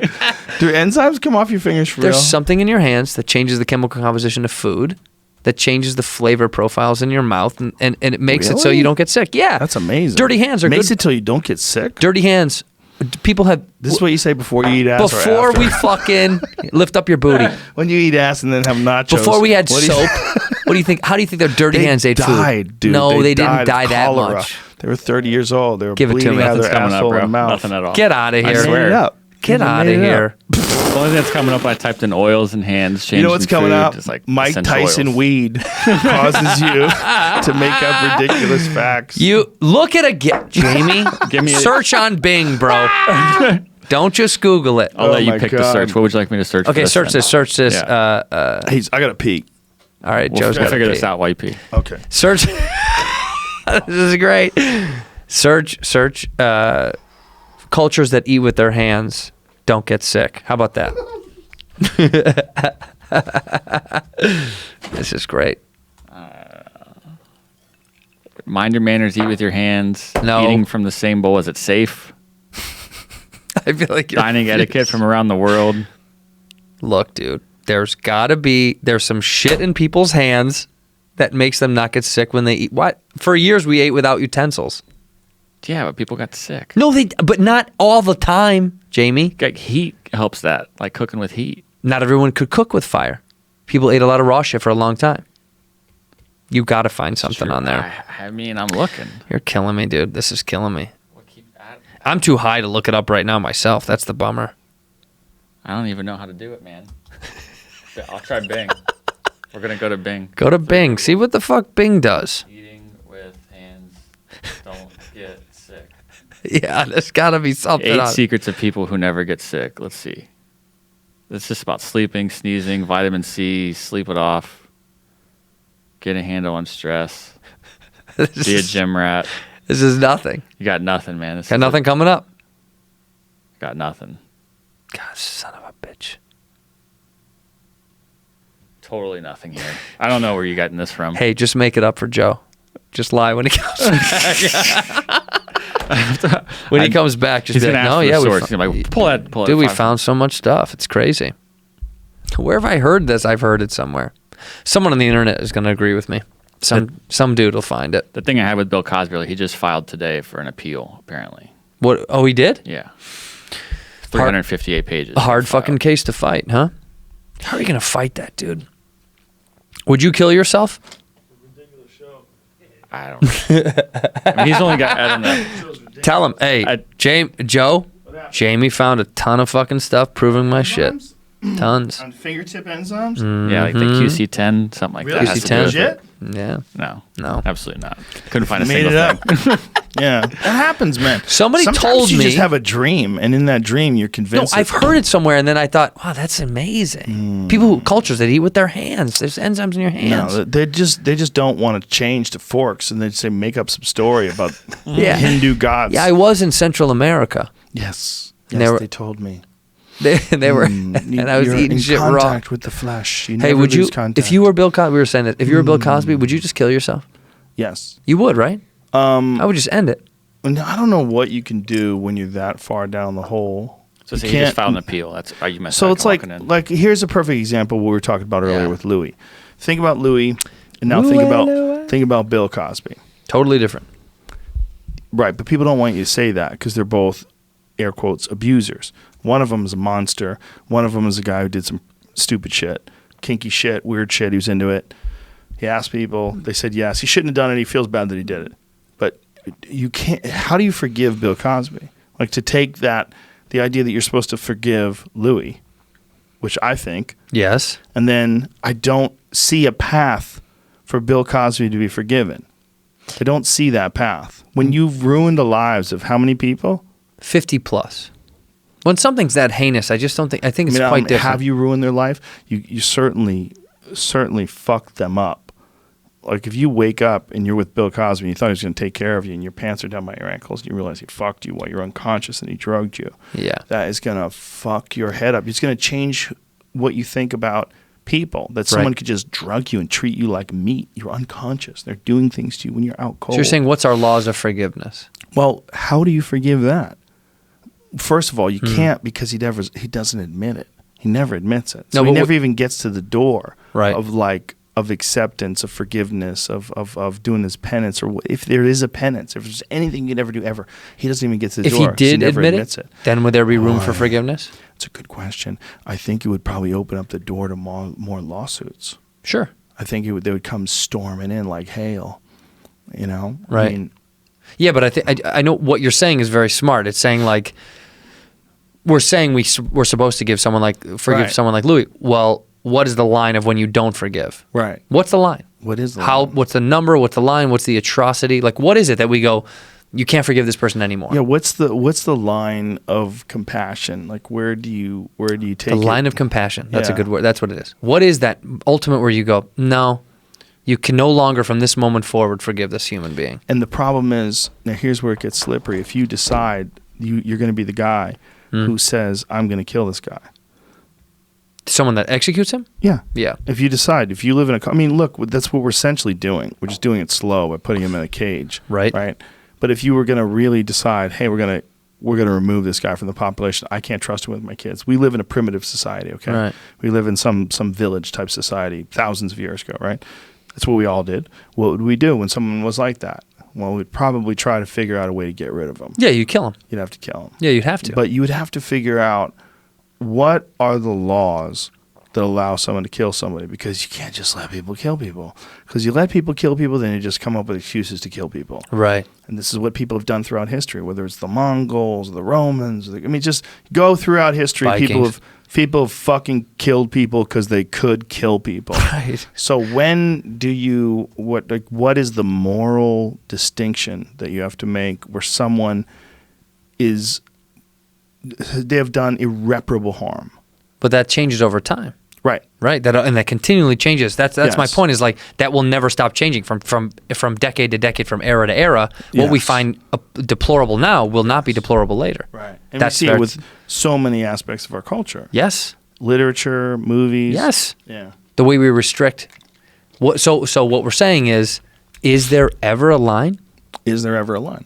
Does it ever exist? Does that idea of like this is the cutoff? Does that really exist? Because it's constantly moving. It's constantly changing. Yeah. I've said it a million times. I've never said what Louis did was okay. I think he has his issues. I don't think anybody has. But I also think everybody needs to investigate what happened and find out. He's got to talk about it. What? Yes. And I'm sure. Let him talk eventually- about it. Find out what the social psychology of what he was going through. Yeah. But Disturbed. But what I think is happening too is that a lot of women feel like when these guys that are abusers got taken out, that it made it so that it was better for women, and so that if they come back, things go back the way they were. That's a real thought, you know? Yes, but we must have conversation. If we Yes. don't have conversation, then we're fucked. I mean, that's a real thought with imagine being a guy like Harvey Weinstein who was doing this for so long, getting away with all this fucked up shit for so long. And all of a sudden- Supported, by the way.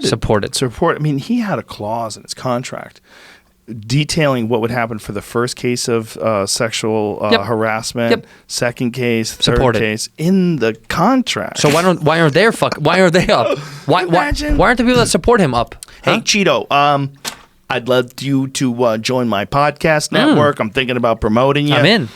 I just think you're a great guy. You're a funny guy. You're Dope. a talented guy. Dope. But I think you might be a raper. So what I want to What? put is the first rape, I'm going to charge you this much. Okay. The second, what the fuck? What the fuck? Imagine the first sexual harassment is like got a figure, and the second one, a lawsuit has another figure, a double the figure. They're like, And then 3 he keeps strikes, you're getting- out. But it's not something he can't afford. No? It's like $250, $500,000. He's like a billionaire. Yeah. He's Harvey Weinstein. He goes, fine. He made Pulp Fiction. He's like, yeah, I'll clear it up. I'll clear it up. He's eating food while they're talking. It's fucking crumbs all down his face. Yeah, He's- I'll take he's care of those jerking numbers. off. He's jerking off while they're talking. He's just a glutton. He's just a glutton. A filthy, fat fucking glutton. You can't make a better case for a glutton than that guy. He's a metaphor for the business, by the way. All consuming, taking, right? And the looks, too. Yeah, he's And he would ruin what's beautiful. Right. Like, take what's beautiful. He and broke fuck pretty its things. Mouth. With his fat gut resting on their forehead. he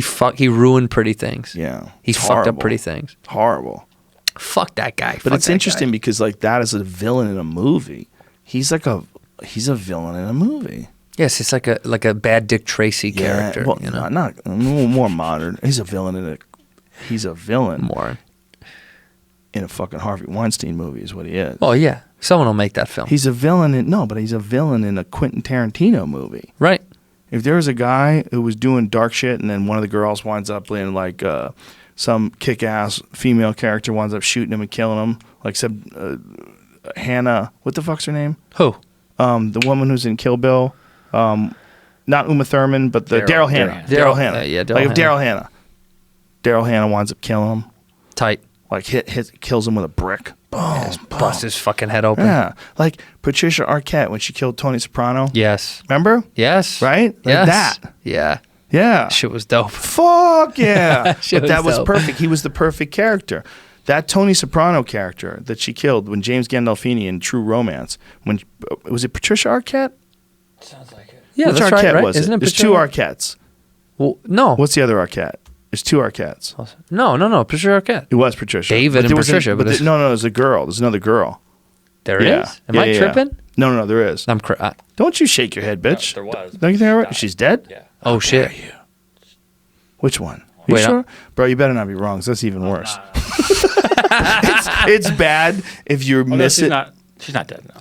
Oh, Jamie. Fucked up, Jamie. Jamie. Rosanna. Roseanne Arquette. Yes. Oh, shit. She's been in a gang of movies too. She was in Pulp Fiction.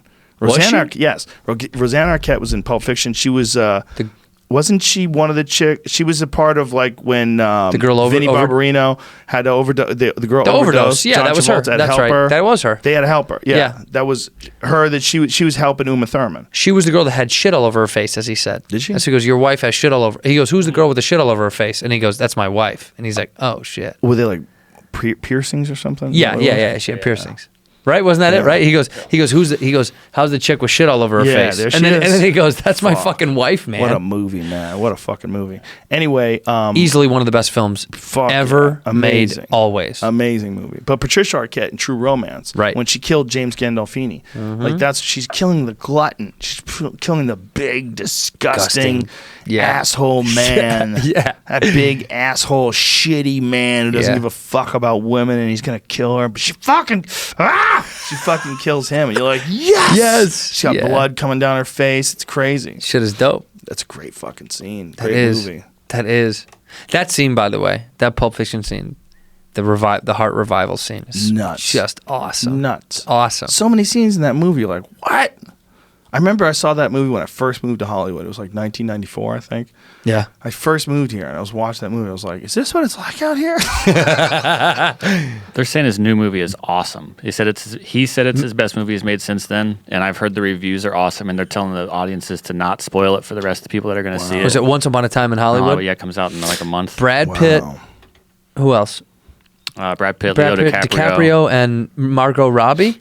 Yep, they redid a bunch of Hollywood, made it look like the 70s. Like you can still see some of it on Sunset. If you haven't realized why some of it's been repainted in weird ways, it was because of those scenes they were shooting. So there.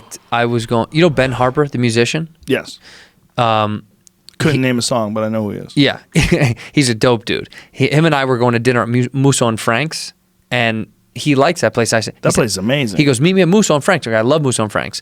And I show up there. I'm like, dude, what the fuck is going on? Wow. Sure enough, they're shooting like half the movie takes place in there. right there. Because it still looks like that, so that was like the best place for them to do it. It's like so that's where they go let hang you out. eat dinner while they're filming a movie? Right after they were Some of done. the They scenes they just might have, finished. yeah, I mean- They had just finished. Oh, wow. Yeah. That's crazy. It was fucking. I mean, they were like, I told the guy, I go, something's got to be going on. He's like, oh yeah, you guys are okay, but Did you you know take we're a doing this selfie? thing.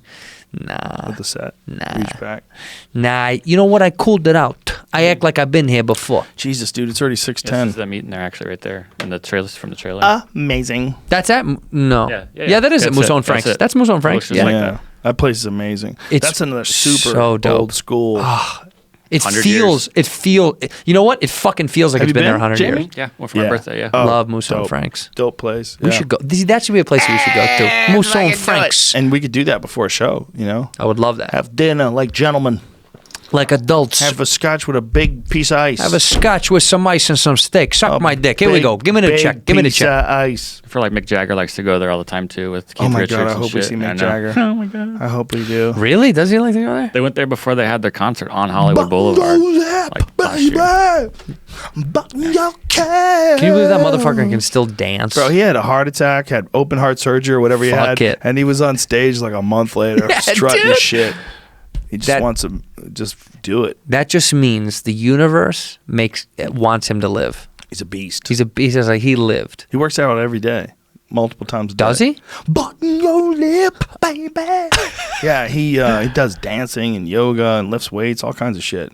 There was a He's period got where he to. never worked out once. I There don't was know. a period. Is There that had to true? been. Yeah, when he was on the road, there's no way. I would imagine. He's back on stage after 11 weeks after having heart surgery. Fucking Damn. unreal. Sounds like me, bro. 75 years That's old. what I do, bro. Sounds like me, bro. I know, bro. If I'm getting heart surgery, I'm done. That's it. You think Chilling. so? Yeah, I'm walking a Snort lot. that arsenic off someone's dick.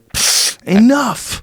Take a bunch of water from Target or whatever the fuck it was. Where was the water Arsenic from? Water, bitch. He works out 3 hours a day.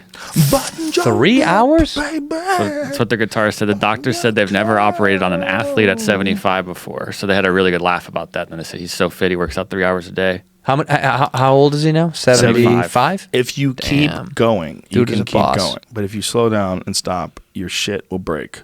Joe Rogan. That's the message of the day, ladies and Great gentlemen. fucking quote. We're going to wrap this up. People on the road, Cheeto Santino will be with me this weekend, Friday and Yup. motherfucking Saturday. Friday at the Borgata in Atlantic City, 2 shows. And then Saturday in Baltimore, I don't know where we are. Go to joerogan.com, some big-ass place with the great and powerful Tony Hinchcliffe. The Whiskey Ginger podcast is available Yes. Everywhere. Everywhere. All right. You beautiful, baby. I love you. I love you. I love you. Love you, I love baby. you, buddy. Fun times as always. Shout out to young Jamie. Holla.